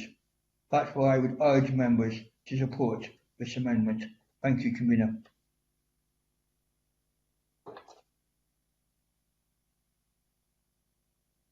Balfour. We'll now bring in the Deputy Convener, Ollie Coffey, who wanted to come back on some of these comments. I'll bring him in now. Thanks, Convener. I just wanted to ask Mr Simpson in relation to his Amendment 83 with the mathematical equations in there, what the significance of the constants in the equations are.